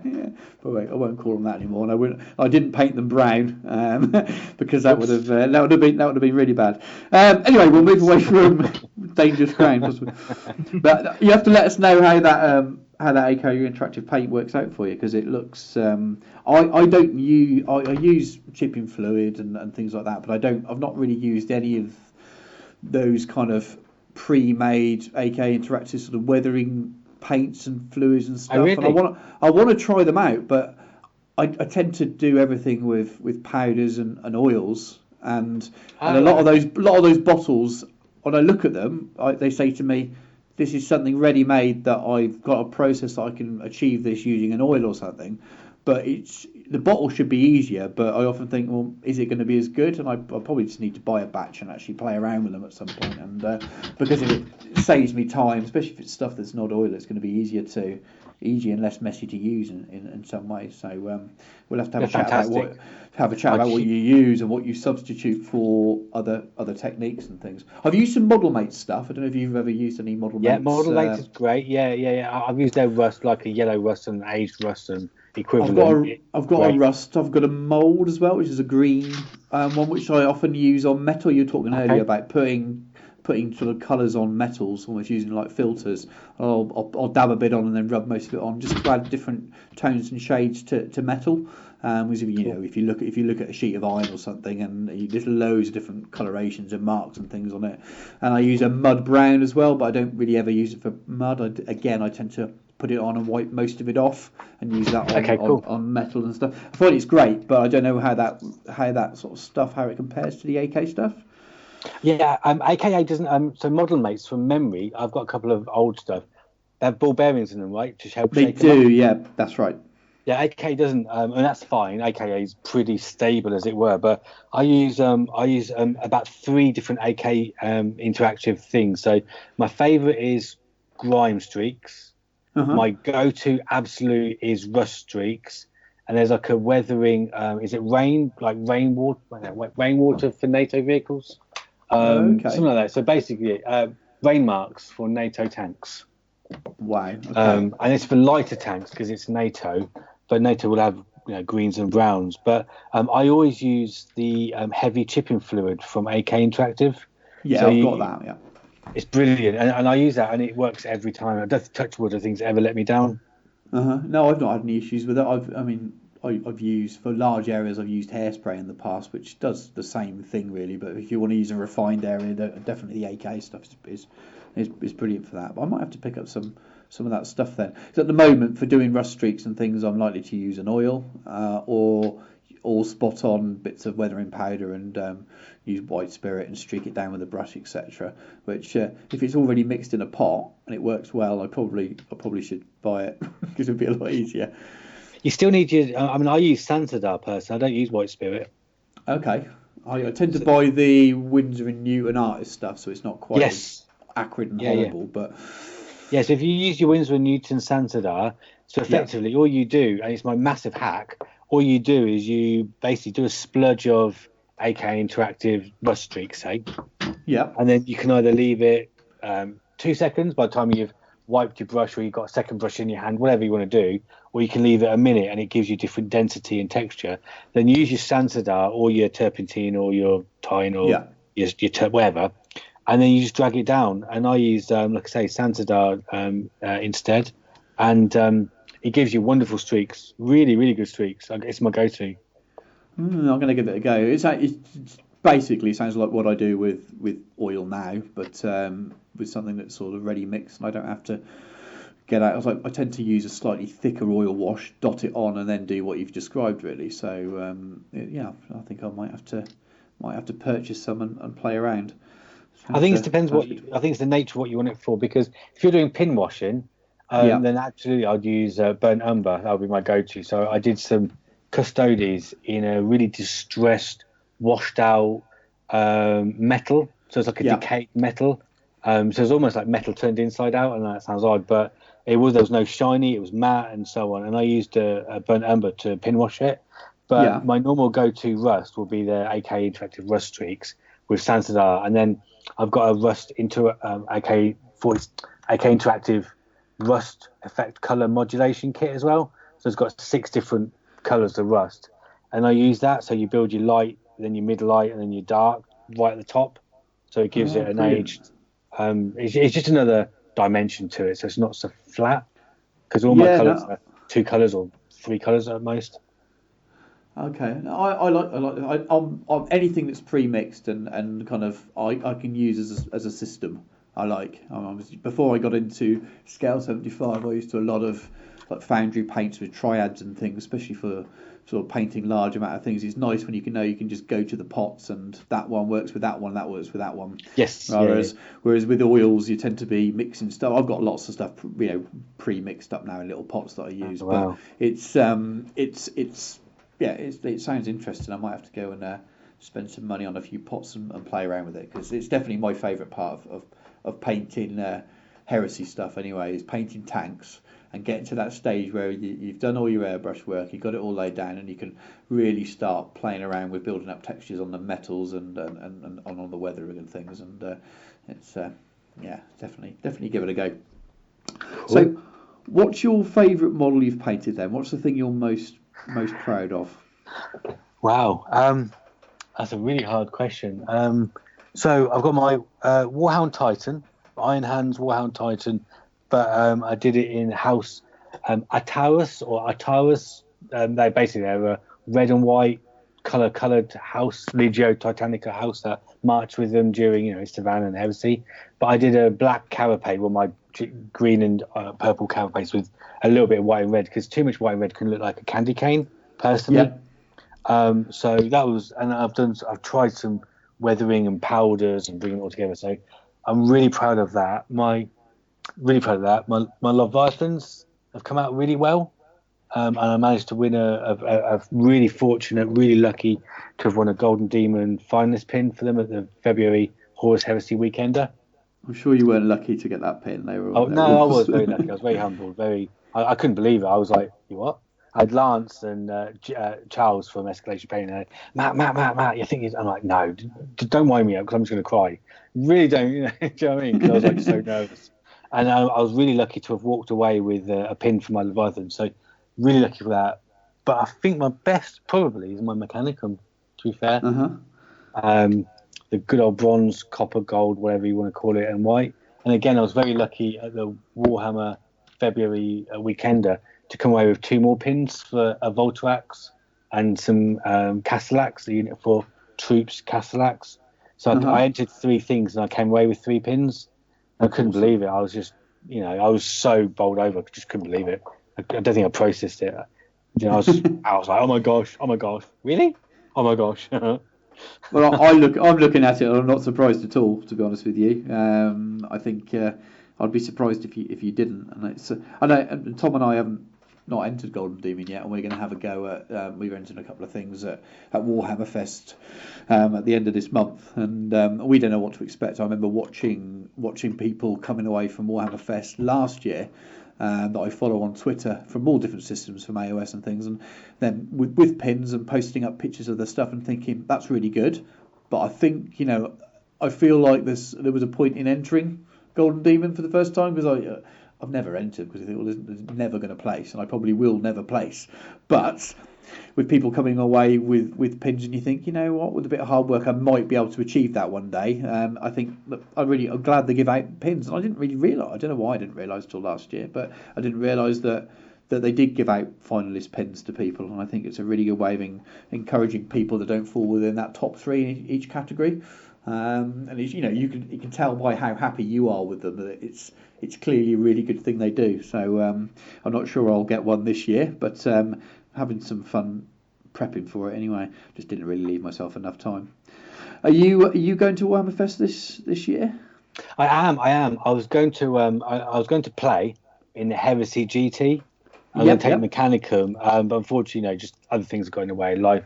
I've just bought a house in Liverpool, so we're moving from Northampton way to Liverpool because my wife's from she's a Scout, she's from Liverpool, so we're going to go up there and think about baby steps and next things and life. And I keep saying, as long as I've painted an army, I'm happy. We can do anything you want as long as I've got an army painted. That's my criteria.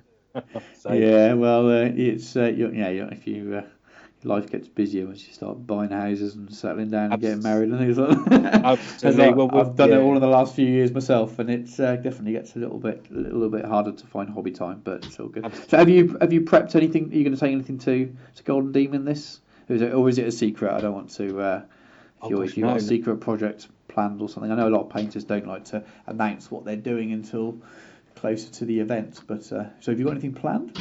No, not at all. I like the idea. I've got plenty of ideas because I love conceptualizing and dreaming and thinking about the art possible. And you could do a vulture with this, and you could do this with that. But I don't think I'm good enough to enter because I think there'll be so much strong competition, being such a strong standout event. I don't think I'm good enough at all. So in a way, it's like, well, okay, I'll take this opportunity just to have a really good look around, have a mooch, and network, and build links and say hello to people, old and new faces, and just have a great time, have a balling time, and not put pressure on myself to I've got to get this done, and I'm buying a house, I'm doing a qualification for work as well, and do you know what I mean? It's just it all adds up, doesn't it? Time is precious. Absolutely. I'm looking at your stuff still, and I think you could probably enter any number of things that you haven't entered before and still pick up pins, but you're very, very modest. I totally understand it's about prepping for it. I mean, I ran out of time. I think I've done a Bird the Bowman for Lord of the Rings, and I've only spent about 16 hours on it, and I need to spend like 3-4 times that just to make it and I still wouldn't. We talked about this already in the show, so listeners have already heard this, but it's a bit odd. I'm at the stage where I could put another 50 hours into it, and I'm still not going to place anyway because I'm not at that level.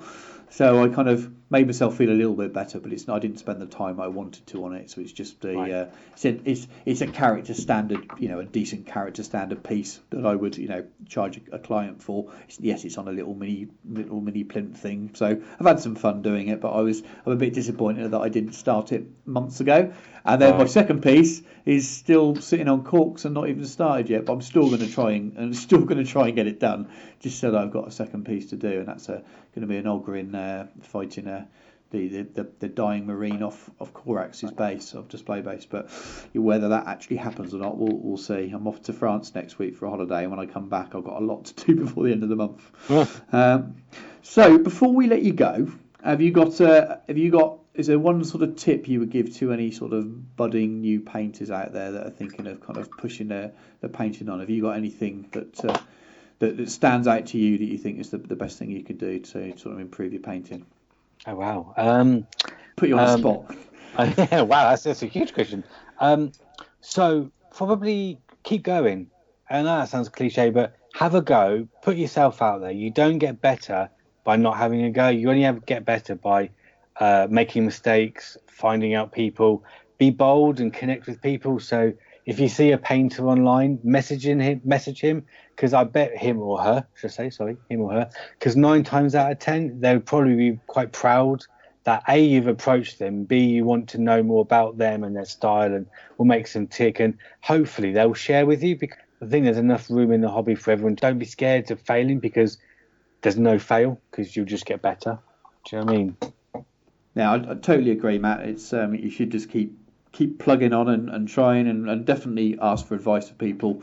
I think nearly every painter loves to talk about painting. That's one of their main passions. Right. So painters will always talk and talk and talk and talk. So this show's become more and more about painting than it was a few episodes ago, and that's because Tom and I are so passionate about painting, and we've probably talked more about painting with you now than we did about the gaming part of the earlier segment. So, and that, I think it goes to show about how passionate people get. So do have a look at Matt's stuff on Instagram and ask him some questions, and I'm sure we'll be happy to answer. So, and please give me feedback as well. I'm not perfect. I'm intermediate. So please, just if there's anything I'm doing wrong or right, just drop us a line and tell me what I can do better. All learning's good. Don't paint Mechanicum white anymore.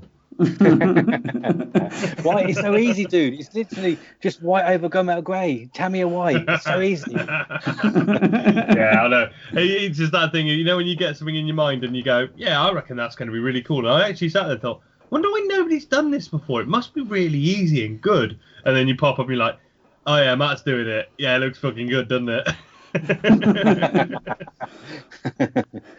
Doing 12 Castellax was a nightmare. 12 Castellax broke me. I was like, right, I'm done. I can't do any more Castellax now. Oh, do you know what I mean? I got 30 Secretarii to do. I'm honest to God, I swear I've got some kind of masochism about me about painting infantry. I have in the last. Oh, let's have a look at the cab. They're all in the cabinet. I've also got 20, 50, 60, 65. Or 70, call it 70 infantry models I've painted in the last, must be a year now, just coming up for a year. Painted 70 infantry models. So what do I do with my next army? Go and get another 30 of them. And then I've got to do another 10 robots on top of that as well. There's something wrong with me, I'm sure. That's grit, brother. That is pure grit. And the Fabricator General, the Archmagos in the sky, would be proud of you, son. I said something to Max from Rogue to Terror the other day. I sent him a picture. I was bashing through some infantry, and he just went, "Oh, fuck off! Stop being such a good batch painter." So it's because it's the only way I know how to paint. If I've got 30 models on my desk, I don't know how to paint it. I batch paint everything now. So when I was doing Freddy's His Emperor's Children, I was at one stage. I think I had like 10 tanks and 2 flyers and 40 infantry. Wow! All with just the purple done, and I literally just take it right. I'm painting purple today, so that's all the airbrush is going to see through it because I hate repeating stages. So I couldn't. There's no way if I've got a squadron of predators to do, I can't paint one predator and then think right, that's it. I've gone through all the stages. Start the next one. It depresses me too much. So I would line them up and I'll just do them all in a go. And it is quicker. It does save time for work reasons. But I now do it the same for my own stuff. So I end up going for this horrible situation where you paint on my own armies and nothing looks like it's coming to completion, and suddenly everything finishes up really quickly. But yeah, it's. I don't know if it's a good habit or a bad habit. It's the one thing you tell people not to do, isn't it? Painting small batches. Don't do them all in one go because you'll get depressed. Don't burn yourself out by having a massive pile of stuff to build. Paint. I've just ordered my entire Mechanicum army in one go. I'm waiting for 2,500 points of Mechanicum to turn up so I can just spend the next 3 months building and painting one massive wedge. I may have topped myself by October. It's hardcore. It's really hardcore because I've seen your Emperor's Children, Stu, and they're absolutely gorgeous. And I've messaged you offline as well. They're absolutely gorgeous. You have. And obviously, I've seen your Tom. I've seen your MKA kind of ultras as well, and they're beautiful as well. Your rhinos when you're banging them out. So you guys, you are fantastic painters as well. So it's great to see. You really are. We were saying this off air a bit earlier about how polite Matt is. He's probably the most polite person we've had on the show. We went off for a little break, and he thanked me when he came back for letting him go to the toilet in his own house. So, so it's no. But thank you very much for coming on, Matt. It's been really nice talking to you, and we've been, as I said before, we wanted to get you on for ages, and we will definitely get you on again. It sounds like Tom will take his recording stuff with him and try and catch you when he's at your event, and you can do a bit of audio sort of plug for the next event, the big one. And as soon as I know the dates, I'll be try and get them booked in with the wife because my wife's weekend working means that I have to plan quite far ahead to make sure I'm not stuck with child. But it sounds like something I want to definitely make sure I can attend next year. And March is normally an easy month to get free weekends, so sounds good. So thank you very much again, and hopefully we'll get you back on in the future, and we'll be back after this short break with the close down.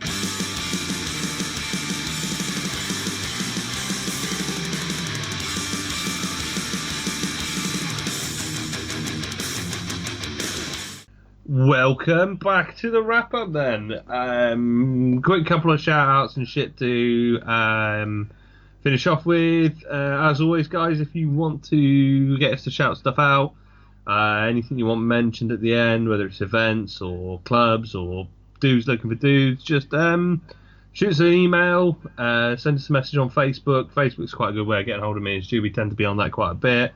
Tend to get a lot of fucking messages on Instagram through the messaging on there. That's all right, but I tend to forget about that. So Facebook, email's good. Send us messages written in the blood of your enemies, some kind of way like that. You know, we'll pick it up. It's all right. Yeah. But, so first one is the MKA Hobby Camp at Incom Gaming. Tickets are on the Incom Gaming website. It's coming up pretty soon. It's selling well. It's going to be a good week. 2 days gaming day, 2 more days of painting. Check out what the Swedes have been up to on the Vangarian Heresy. You'll get basically that if you're not an MKA veteran, which I imagine if you don't know about this event, you're not an MKA veteran. But go and see what the Swedes have been up to. That's what you'll get. You'll get 2 days of tanks and then 2 days of infantry, and you'll learn to be a closer. And while you're at it, go and support the MKA charity raffle. They're off to Australia again, and they're raising money for Soldier On. So go and donate some money. I know there's Freddie's raffle, and there seems to be like pleas for charity everywhere, but you know, spending your money on charity is never a bad way. MKA, you could walk away with a MKA painted Stormbird in your Legion choice, so that's a pretty fucking sick prize. So you buy enough tickets, you could potentially walk away with a Stormbird and a Knight Household. That would be a good year. So yeah, go and check that out. Definitely go and check out Freddie's Night Raffle. Links are in the show notes as always. They're on the Facebook pages. It's all over social media. If you're on Facebook, you will have seen the event. Go and jump in it. Go and donate some money there as well. Events-wise, what we've got events coming up then. In the Eye of the Storm, the Emperor's Path. That's Warhammer World, 16th and 17th of September. Go and give Sam a shout out over at Emperor's Path on YouTube. Me and Stu, like I said, we're going to go up there and film some stuff with him, aren't we? And have a bit of a game, and you're going to get them Velataris painted.